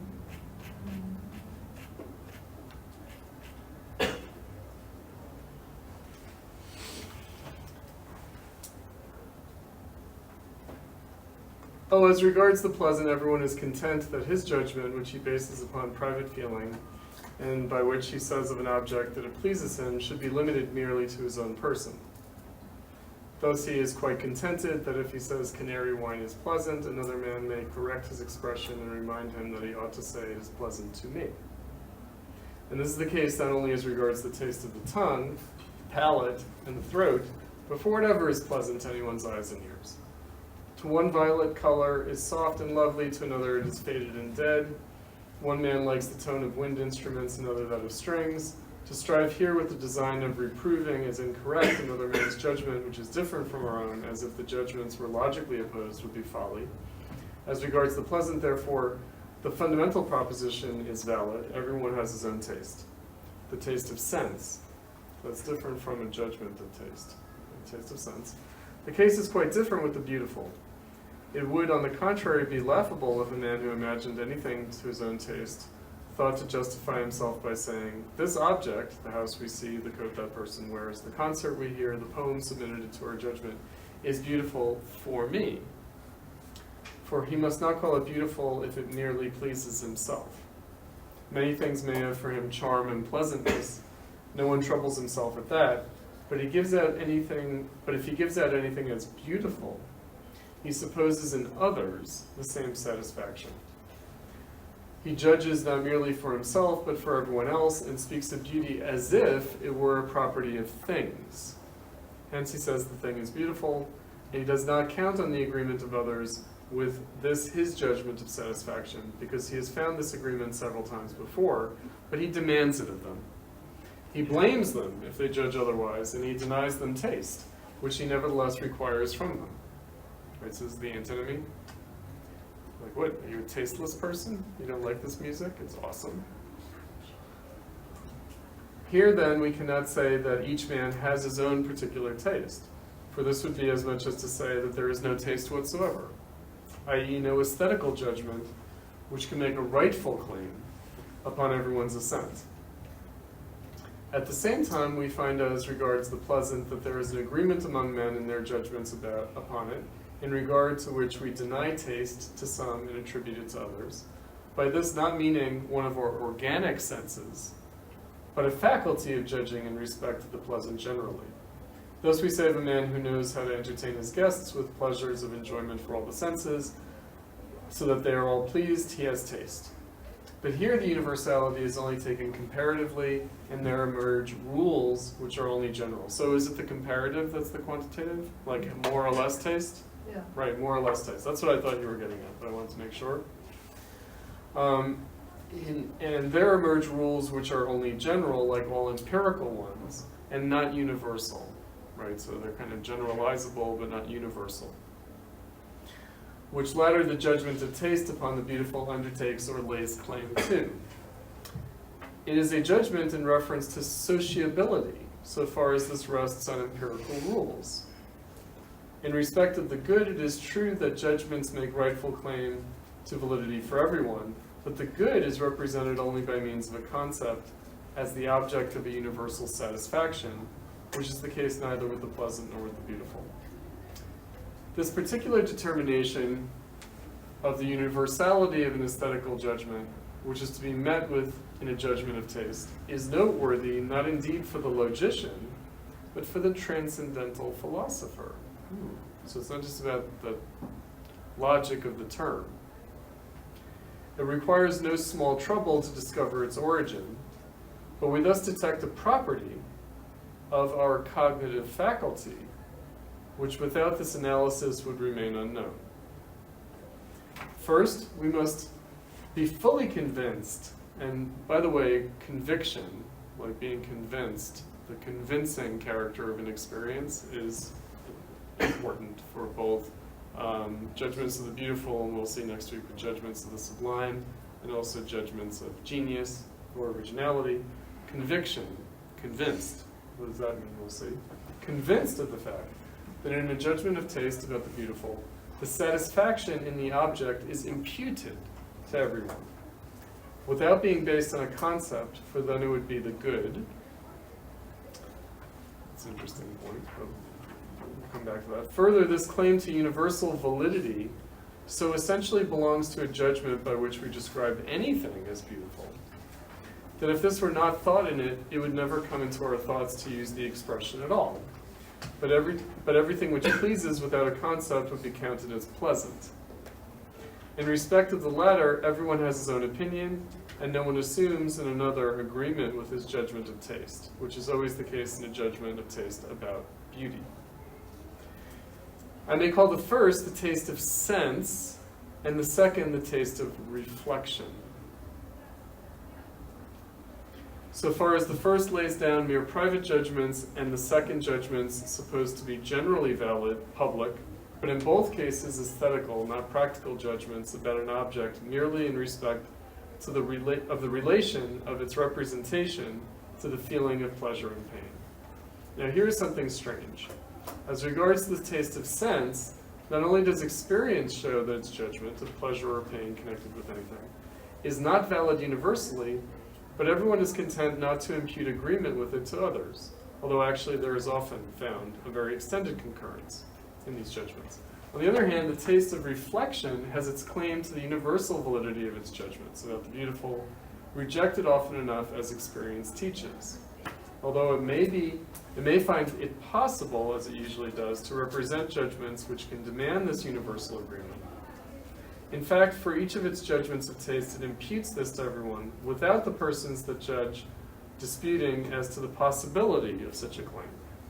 So again, everyone could experience it as beautiful, even if they don't. Right? They could, even if they don't. I have a question about like the first part of the passage you just read. Uh-huh. It's like referring to like based on the good.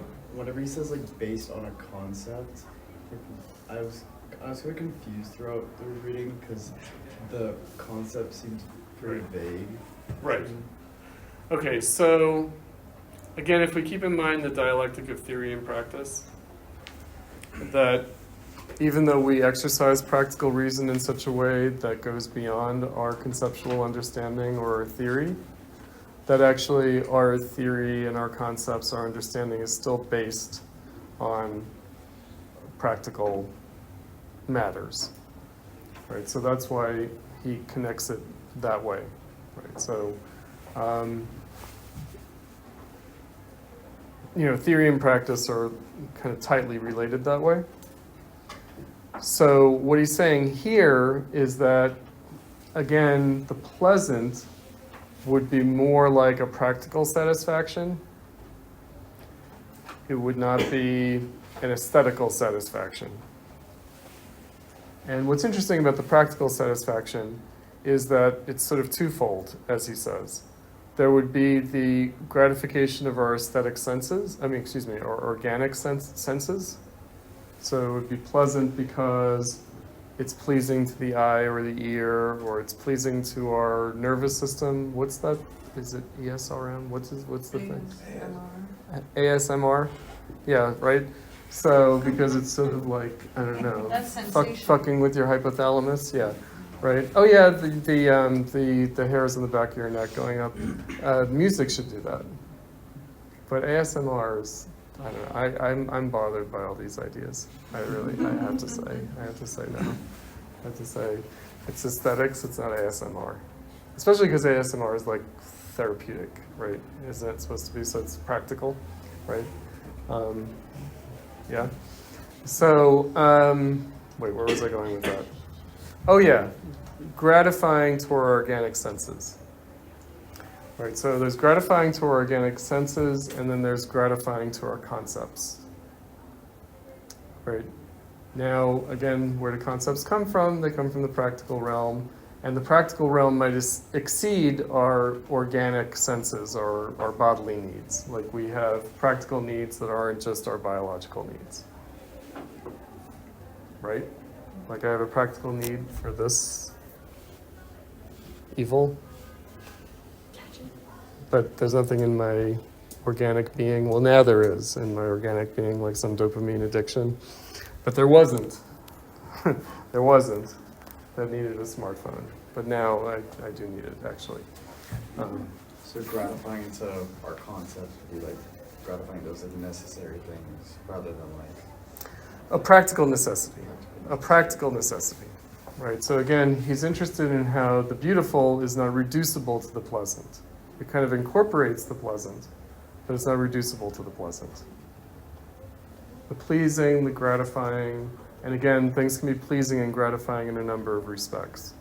They can be, satisfying, gratifying, pleasant in that way to our organic senses, to our organic nature, or to our concepts of things that are rooted in sort of practical necessities. Right? Again, concepts of nature. He's putting the beautiful into the realm of the concept of freedom. And that realm of freedom means that, again, it's not reducible to, it transcends our physical nature or our practical nature, including like our social nature. I mean, he even mentions sociability, right? So there are things that we have to find pleasant in order to be sociable, right? So in order to, be a sociable member of your family, you have to enjoy getting together and having dinner with your family. so that would be considered like a practical necessity. Absolutely. It's a practical necessity, children. they have to pay your tuition. So when you consider about, let's say, like fascist art, I'm thinking about, maybe the films of Riefenstahl, who is pretty much on the same agenda here, trying to produce something that is, if not universally communicable, something that is like, can be massively consensus appreciated. And you say since Kant is putting beautiful in the realm of freedoms, I'm thinking that thinking about the mobilization of art here can be problematic. Okay, here's a catchphrase, and it's not in the Kant reading, but we're going to encounter varieties of this thought, probably for the first time in Schiller and then in Hegel. Art should not be reducible to either propaganda or entertainment. Okay, so where do those two terms come from? So I already mentioned in the first half of class, our aesthetic forms come from caste forms of the history of civilization, come from religion, come from the warrior caste, right? So basically there were three realms of art, generally speaking, before modern bourgeois society. We haven't gotten there yet, but we will get there. And those would be the art of the church, the art of the aristocracy, and the art of the people, folk art. In all three cases, they had the character of propaganda and or entertainment. So of course, church art is propaganda. And aristocratic art is entertainment. Generally, that's what they correspond to, meaning the divertissement, like the music playing when they're eating, right? And usually it has this martial character, right? Because everything that the aristocracy does is war, right? Everything that the church does is communing with divinity. Everything the aristocracy does is war, and everything that everyone else does is basically farming, right? So sex for priestly caste people who don't have to take a vow of celibacy is like a divine communion. And sex for the warrior caste is war. And sex for the peasants is plowing the field. It really is. So making things grow, so bringing things to life. Right? Not just through procreation, but it's about like just, keeping the cycle of life going. Right? Okay, so propaganda and entertainment. Propaganda and entertainment. So art should be more than propaganda and entertainment.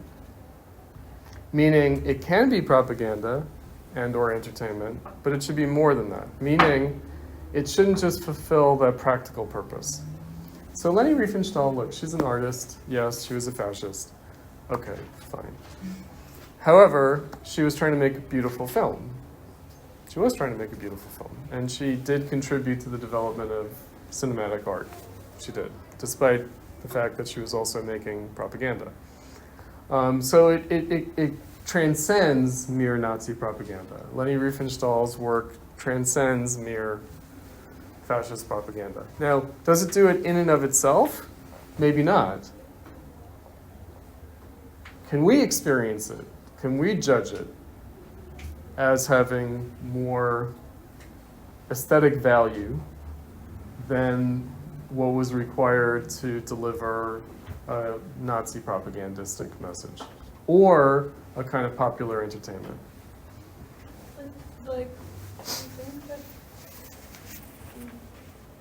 is regarded as more important because it was so almost like excessively successful in doing its task, so that it's like, oh, it was such a beautiful film that like it not only like fulfilled the propaganda, it like maybe really changed the people were probably already ready to be Nazi.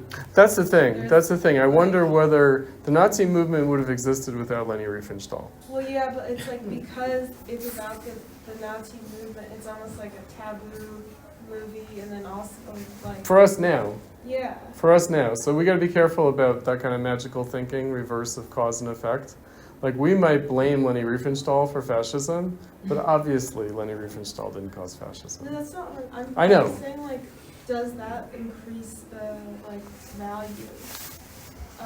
Its success as Nazi propaganda. But is it successful? I mean, maybe. Maybe it's successful. I don't know. Like, did it cause more people to join the SS? Because you can, Might have. or like, I don't because know. you as the viewer can watch it and be like, this is beautiful, and then you're like, oh no, I think Nazi propaganda is beautiful. That's something else, right? So that's something else. In other words, so I mentioned, there's the medieval armor in the museum, right? It should be chilling to us, right? It should, we should look at that and think, oh, fuck. Blood, guts, sadism, torture, really awful stuff, right? But we don't. Right? We see a well-crafted, beautiful, aesthetically coherent object. Right? I think what it is the reaction to the concept of beauty comes first to us. It's almost pre-installed in our minds. So without the knowledge of the essence of the passage, we'll still react to the film as it's seen as beautiful, regardless of what that means. Right, so what Kant's interested in is what makes it possible to appreciate the beauty of a Leni Riefenstahl film despite the fact that it was Nazi propaganda. Right, that we're capable of doing that. Hopefully we're capable of doing that. Hopefully we're not going to judge everything according to its political purpose, because if we do that, we're going to find that pretty much everything sucks. Right? So unless that would just leave us Stalinist art, but that's pretty bad too in terms of the actual political effects that it had. Yes? No? Maybe so? Great Leap Forward? Gulag? What do I always mispronounce? The Ukraine famine? Is it the Holodomor? The Hado? What is it the Holodomor? What's the Ukrainian? No? We got nobody? Anna? You don't know the term for the Ukrainian famine in the 1930s? No, in Russian. Oh, so you're not supposed to care about Ukrainians? I see. Talk about propaganda. No, but I don't know where this term is used. I thought it was used in the Soviet Union, but maybe it was used outside the Soviet Union only. But so can we extricate this stuff from its history? Well, we can. So the question is, how can we? Why do we? What's going on there when we take something out of its context? Like I said, the armor in the museum. Right. It should sort of chill us and kind of be creepy, but no, you see it in a different way. That's the same even as war movies. That's exciting to see, even though it should be just horrifying. Well, or if it is horrifying, it's about transcending the horror. So it gives us a kind of sublime experience. So art, by the way, is not just beautiful, it's also sublime. It can objectify the sublime. And then finally, we'll see that art really presents us with a representation of teleological being. So here's an example from the beautiful. It's a very straightforward pedestrian example, the flower. Right, so a flower is, to a botanist or to a biologist, to a biological scientist, a flower is a sexual reproduction organ of a plant. That's what it is. In other words, it has a practical purpose. That's why it exists. It developed through Darwinian evolution, but then also maybe modified through human choices, like breeding certain varieties of plants for characteristics.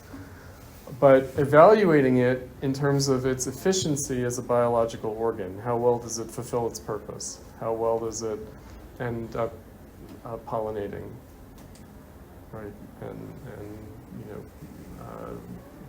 generating offspring for the plant. That would be a kind of purpose that the flower has. But we don't do that. We don't do that. We look at the flower in terms of an aesthetical object. We separate it from the plant. We literally cut it from the plant. And we regard it as if the flower had a purpose in and of itself, even though it has another purpose, but we're leaving that aside. That's So disregarding, that's not. Does that mean that we purposely made it disinterest? we're experiencing it in a disinterested way, meaning there are flowers that are hardly aesthetical objects at all that are very good at performing the sexual reproduction function. And there are beautiful flowers that are so beautiful that they actually no longer function as organs of sexual reproduction, and the plants can only be produced through other techniques.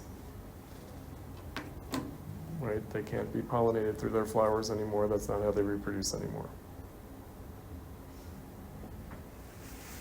Right? So we have bred animals and we've bred flowers. We've bred certainly domesticated animals that they can't have sex anymore. They can't actually do it and have offspring. Like we have to do the artificial insemination.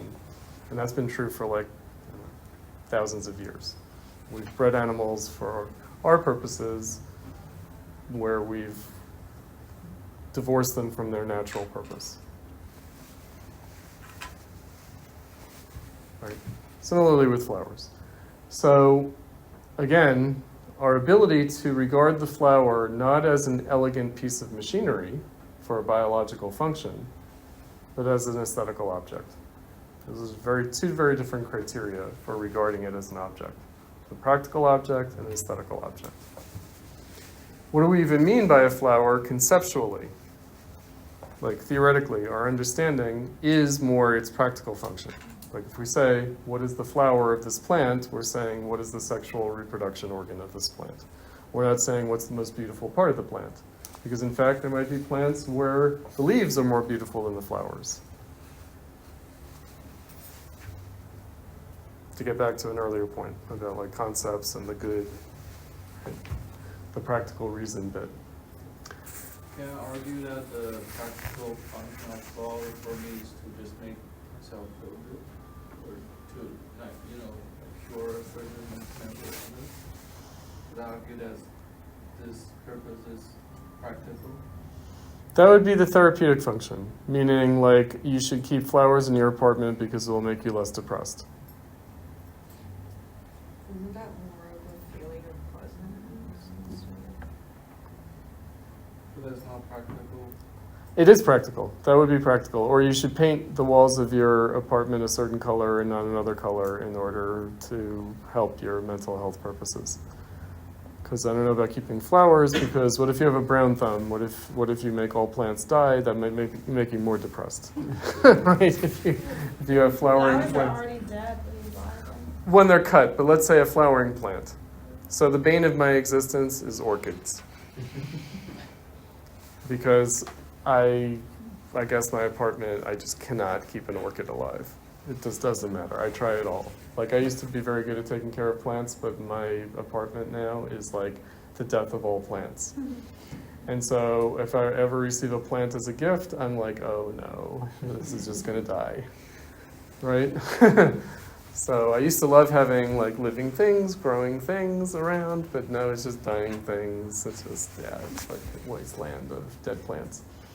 So orchids are like, no. Right? They are notoriously difficult, so I shouldn't feel particularly bad about keeping orchids, but still, I definitely felt like, what has happened to me that I can no longer keep a plant alive? Cactus. Huh? Cactus. Cactuses also can die, though. Cactuses have all sorts of problems, too, because cactuses are very tricky, finicky little things, too. I used to keep African violets. Those are my pride. African violets. They're also a little bit difficult. But anyway, so yes, flowering plants can brighten your mood, or they can devastate you because you're always killing them because you can't take care of them. Is that, like, so they're acting out the pleasure, pain dialectic? Yeah, so just the idea of having a plant now causes me pain. But why? Not because I don't like looking at them as aesthetical objects, but because they present a practical problem that is like seemingly insurmountable. Because I've tried various different plants in my place, all dead. They all died. That's a very individual, personal experience. Oh yeah, maybe other people wouldn't care if they kill all their When plants. If we applied it to like what we were just talking about, Uh-huh. it's like, is it taste of sense, taste of, and then you have the taste of reflection, realizing that you cannot keep all the jars and everything. Right. So a judgment of taste, an aesthetical taste, right? A taste of aesthetical judgment. Yeah. Again, he's trying to isolate something that isn't explicable any other way. Right. So a lot of our feeling of pleasure and pain, a lot of our satisfaction at the level of feeling, can be explained in other ways. But what about those things that can't be explained any other way, but just the aesthetical? Right, that's what we could say philosophically interesting. Also, it's there that our freedom is manifested. Right, because it doesn't have a kind of logical necessity to it. Mm-hmm. Is that like the goal of like the minimalist artists? Like, is that what they were trying? That they were trying to do is make it like referential of nothing, so that would be like the most ultimate beauty. Right, and yet it's interesting that for thousands of years no one really did that. Right, and so then there's a question of like why? Why did we find the need to really, in a drastic way,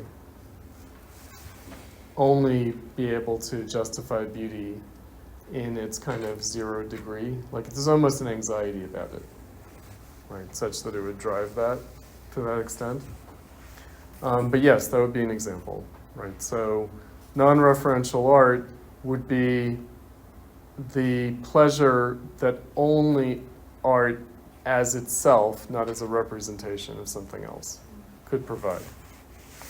It's like it's just a more specific neurosis with the philosophy. Yeah, it could be.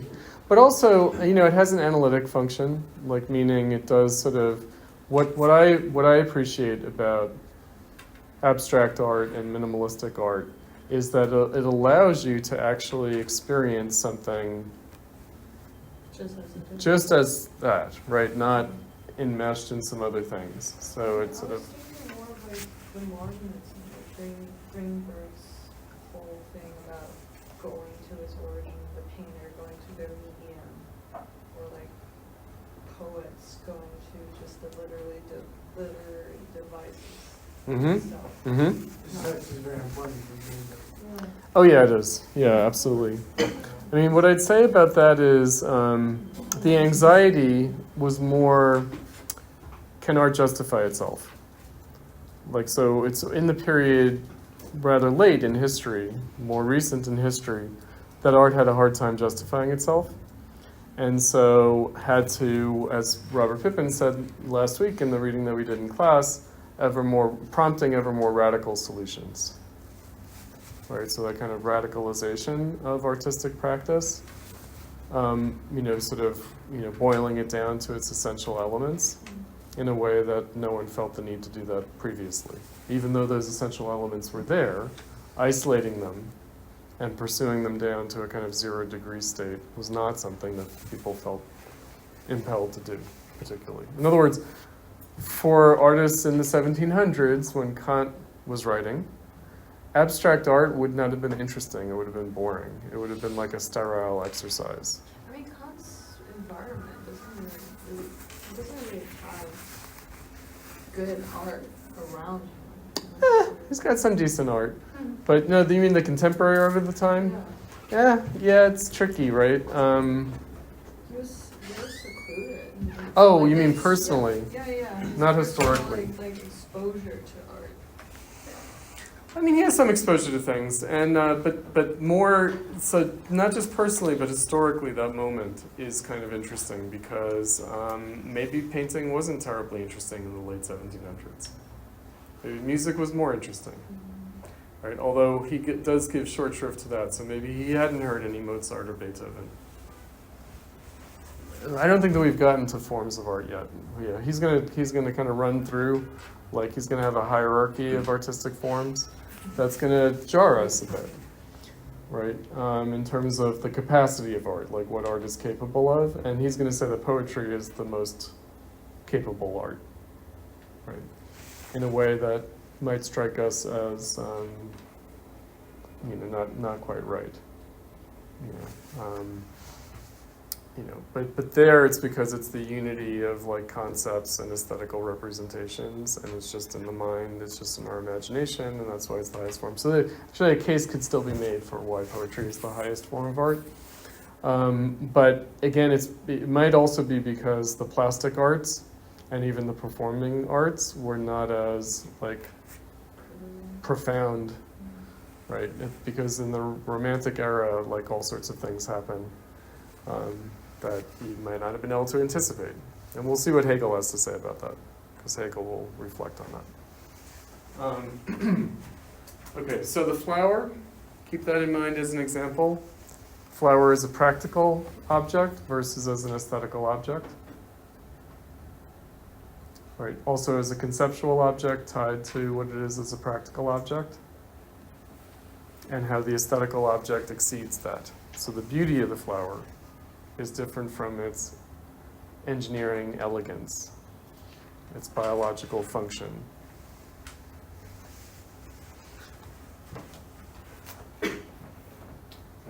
And also means and ends. Let's talk about that, means and ends, because this is another. So we talked about subject and object and theory and practice, means and ends. That's what the discussion of purposiveness and purpose also refer to. So namely, a flower is a means to an end, meaning the life form is the plant. The flower is just an organ of the plant. So it's not that the plant grows in order to produce the flower grows in order to produce the plant. Right? So when we're making an aesthetical judgment of an object, we're treating it as an end in itself, not as a means to an end. Right, so the example of the Leni Riefenstahl film. So we can see the Leni Riefenstahl film as a means to an end, Nazi propaganda. Its purpose is to serve the fascist movement. But when we look at it as an end in itself, rather than as a means to an end, we can have a different appreciation of it. Because then we're not looking at it in terms of its effectiveness as propaganda, but rather its beauty as a work of art. Because I'm not sure that it was very effective as propaganda. Generally speaking, like all sorts of intellectuals got involved with the Nazis. And by the way, artists are intellectuals, in case you didn't know. Artists are intellectuals. What does that mean? Art is an intellectual activity. It sure as hell is not a practical activity. It's an intellectual activity. Even if a lot of physical labor goes into it, its effect is on the mind. Its effect is on the mind, therefore it's an intellectual activity. So all sorts of intellectuals got involved with the Nazis, and the Nazis pretty much had contempt for all of them. So Heidegger was a Nazi, and Carl Schmitt was a Nazi, and Leni Riefenstahl was a Nazi, but the Nazis themselves really didn't take any of them seriously. That's always important to keep in mind. Meaning they might have been enthusiastic Nazis, but that was in their own minds. Like in reality, the Nazi movement didn't need them and didn't care for them and didn't find them useful either.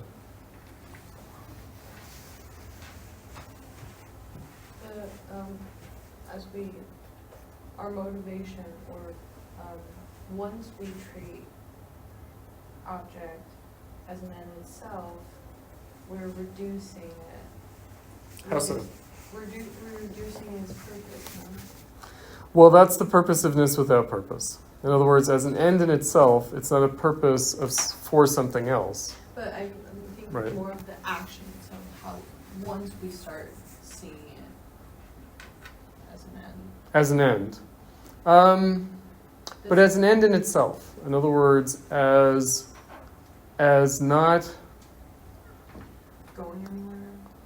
Right, so Going purposiveness anywhere, without but then purpose, right? How does it like transcend? How does it go beyond? Because we already see it as a definite, or as far as I understand it, we see it as a definite, as in. It itself.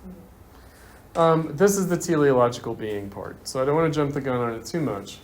But existing for its own sake, having itself as its own end, again, end in itself, like giving itself its own purpose, which is not, again, an external purpose. So it's not a purpose for something else. And again, that's the tricky part, because if you think about art throughout history, it's always been a means to some other end. But when we regard it as an end in itself, then we're regarding it in Kant's terms aesthetically. Right? So it's not a feeling of pleasure or pain meant for some other purpose, but it's a feeling of pleasure or pain for itself. Right? So, it's not supposed to like motivate us to do something else, or warn us against doing something, or whatever. Kind of a practical instruction. It's not supposed to really do that. Now the other piece of it, which we'll get to with Schiller in a few weeks, but also something that will start to come into play next time when we do Genius, is that as an end in itself, art has an educational value, namely, each work of art provides an aesthetical education. So each work of art as an end in itself is about art as an end in itself, and therefore it allows us to reflect upon and be educated about the aesthetic, per se. Right, so again, why would we look at Leni Riefenstahl films? We might look at it to understand like Nazi thinking, Nazi propaganda, Nazi goals politically. But we would also look at it as part of the history of cinema. In other words, we'd look at it as a moment of cinema as an aesthetical form, as an achievement of what cinema can do aesthetically, formally. And actually with Triumph of the Will, it's a mixed bag. Meaning part of the film is really aesthetically interesting and the rest of it's kind of boring. Or the speeches are just like, wait, what am I, what? But I guess that justifies the geometrical formations of the arena, I guess. Right. So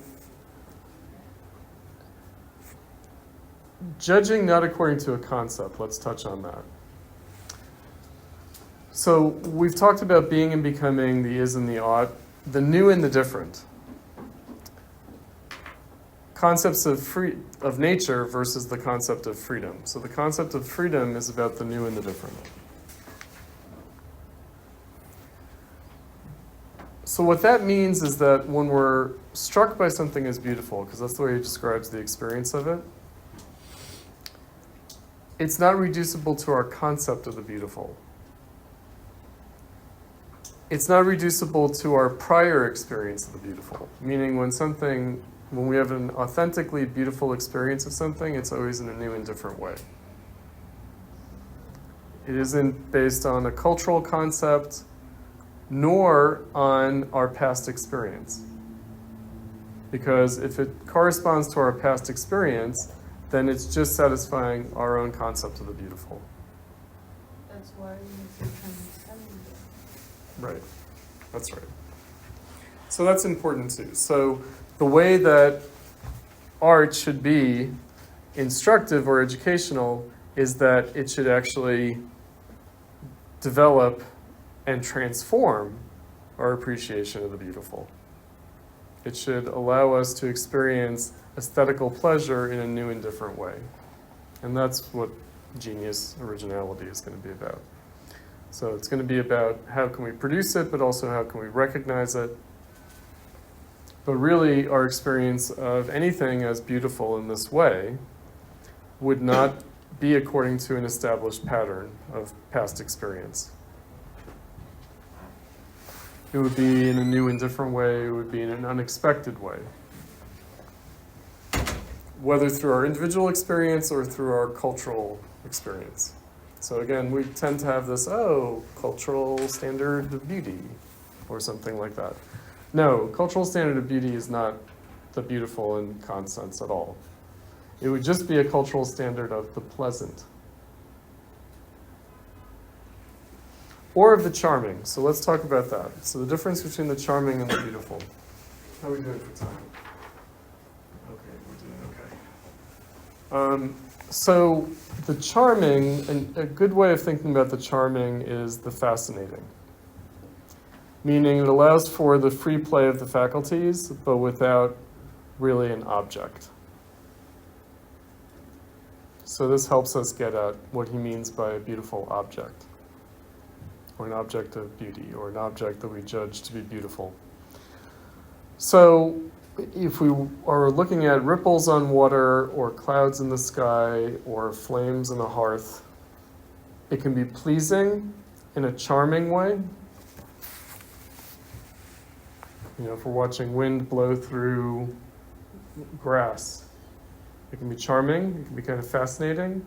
It can allow for our senses to be stimulated, but it doesn't become an object. So what is a beautiful object then? It's something that strikes us as self-organized, as self-defining, as autonomous, as self-ruling. So we have antinomy, autonomy. Antinomy, two opposite laws. Autonomy, something giving itself its own law.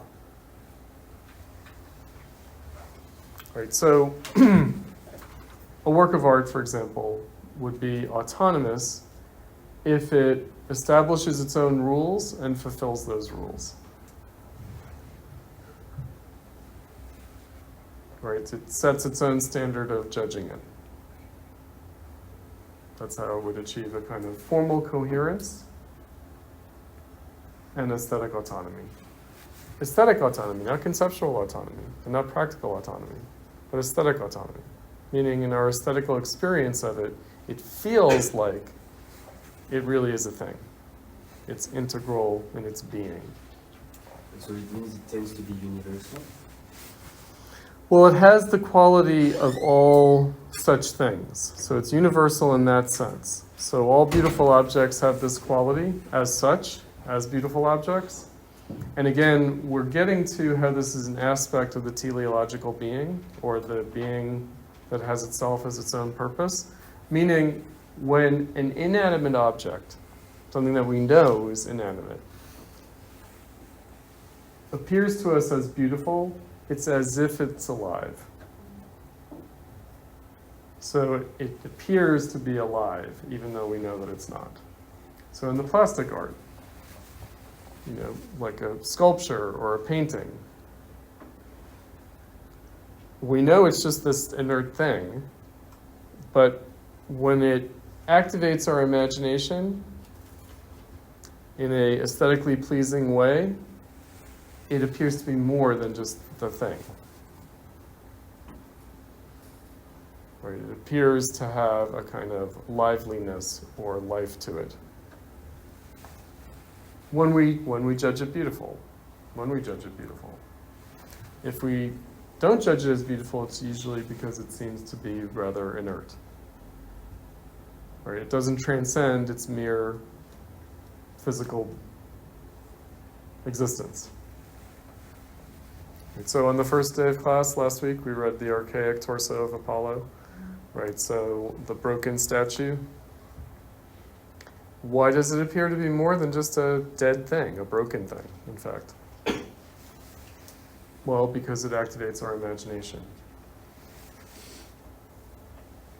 It seems to come to life in the way that Rilke described it.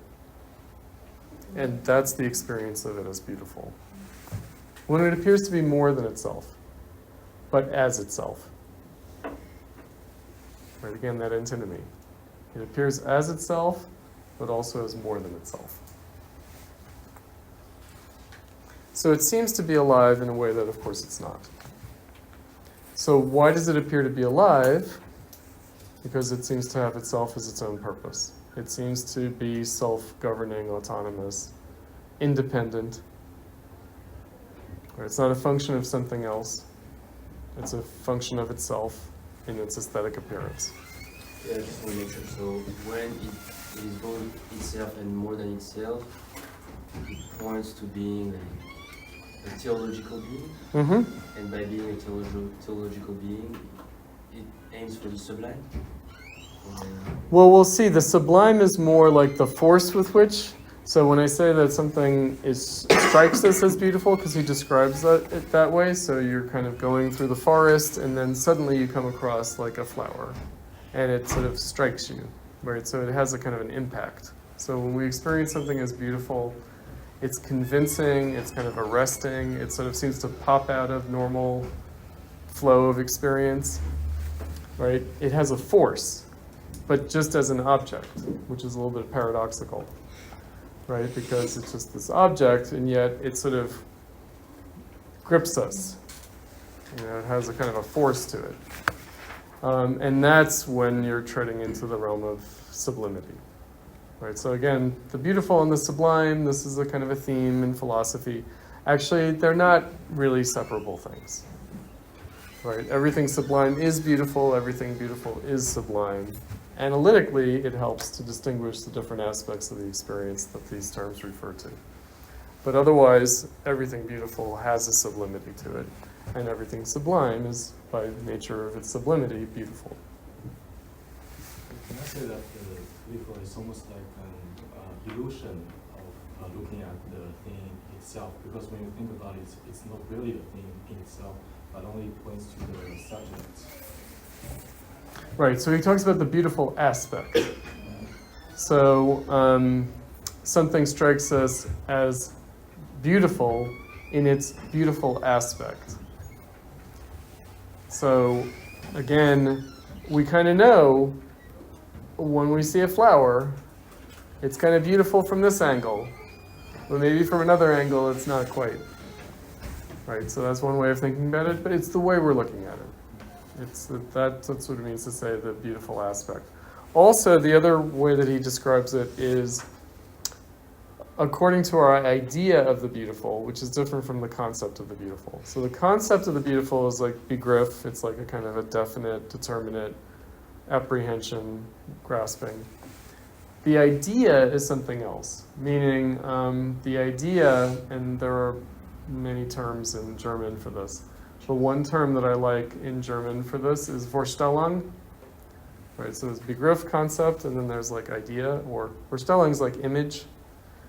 Right, so our idea of the beautiful, our image of the beautiful, which again, it's the object presents like an image of the beautiful that's more than its physical appearance. Right, so the trompe-l'œil in painting, trick of the eye, right? How does the painter get you to see more than is on the two-dimensional canvas? Usually it's space that's not there, but it's also color that's not actually there. Right, but it's also lines that are not actually there, shapes that are not actually there. Right, so again, activating the imagination so we see more than is actually on the canvas. Right, and that's what makes painting an art form. The ability, the artistry of the painter is to make us see more than is there. And by the way, this applies to other art forms as well. The art of music, making us hear things that are not actually being played. Drama on the stage, right? That we're seeing more going on the stage than is actually physically the case with the actors delivering their lines. right? So, again, where is that more? It's in our imagination. But it strikes us in such a way so that it appears to be coming from the object and not from ourselves. Meaning, it is the activity of our imagination. However, we attribute it to the object. And that's valid insofar as we may not have exercised our imagination without the prompt of the object. All right, so again, it's more of a dialectical relationship between subject and object. And again, the object itself is a kind of a tricky phenomenon because it's not just the thing that's doing that. Again, a priori, how are we going into the experience such that we could experience the thing as a beautiful object? Right, that's what makes it dialectical. Because there's got to be something in the object, there's also has to be something in the subject to make that happen. Now, we've been talking about art. It's tricky because Kant's using an old-fashioned idea. So the old-fashioned idea is, and we are at the end of time today. The old-fashioned idea is art is the imitation of life. Art is the mirror of nature. So he's using a very kind of modernist and pre-romantic idea, which is that the beauty of nature is higher than the beauty of art. That the beauty of art is sort of derivative and secondary to the beauty of nature. And that art is only beautiful insofar as it produces the appearance of nature. Yeah. We'll see with Hegel, we're going to flip that. And we're going to get the idea that actually the beauty of art is higher than the beauty of nature. That artists can produce things that nature can't produce. And that we recognize it as such. But Kant is still using this idea. That's why he really prioritizes the example of natural phenomena, natural objects, as the site of the experience of the beautiful. Now, part of the reason for that is that, and this is something that we'll get back to with the teleological beings, is that when we experience something in nature, we don't think someone made it. We think that it happens spontaneously, that it just exists. And again, we'll see what he thinks, attributing it to God, right? So basically, we think that things in nature are produced by God, and the reason that we think that is that we are making sense of their spontaneous appearance. And there's this attributing the Purpose. yeah, and then authorship almost Oh, yeah. within the equation. Creation. Yeah. Right. So, in other words, we and it's a funny thing because also the way ancient peoples, but also Renaissance artists, that they also thought that it's not what they were doing, but they were channeling. The artist was channeling divine forces, and that's what was making the object, and that's what was making the artwork. It's pretty awesome. It's also true after a fashion. We'll see what that means, because it is the activity of Geist that's coming through the artist. In fact, it's spiritual. It is, right? But where does that come from? History, society, humanity. Right. So, but part of why he discusses things the way he does is that we have to see the artwork, not the artwork, the natural object as beautiful in its kind of independent, autonomous spontaneity. That it just exists. Right. It sort of brought itself into existence. That's how it strikes us. Whereas we're always aware that a work of art is made. And that's why he thinks that an artwork can only be a kind of copy of that. It can't be convincing in its beauty the way natural objects can be, because we're always aware that it's made. We'll see. It will be complicated with the issue of genius next time. It will be. All right. So I will see you guys next week. I'll put the discussion thread up now so that I don't forget. And I'm sorry we didn't get to the notes, but what we will do is we'll turn to the notes next time from this week, but also post next week. Oh, I didn't ask for volunteers for the Sublime. Can I get 2 volunteers for the Sublime? Anyone want to volunteer for that? Who were my volunteers for this time? It was Jean and Maddie, right? Okay, and I'm sorry that I didn't put that discussion thread up. So, but we'll come back around to it. We'll use that to catch up from this week. Should the notes be like posted in the thread? In the thread, but I hadn't put up the thread. That's the problem. I hadn't yet put up the thread, so I will put it up now for next time. So volunteers for next time for the Sublime and Genius. Anybody? Okay, 1. And who else? Okay, so you guys. Great. Thank you very much. Excellent. All right, so I'll see you guys next week. Thank you.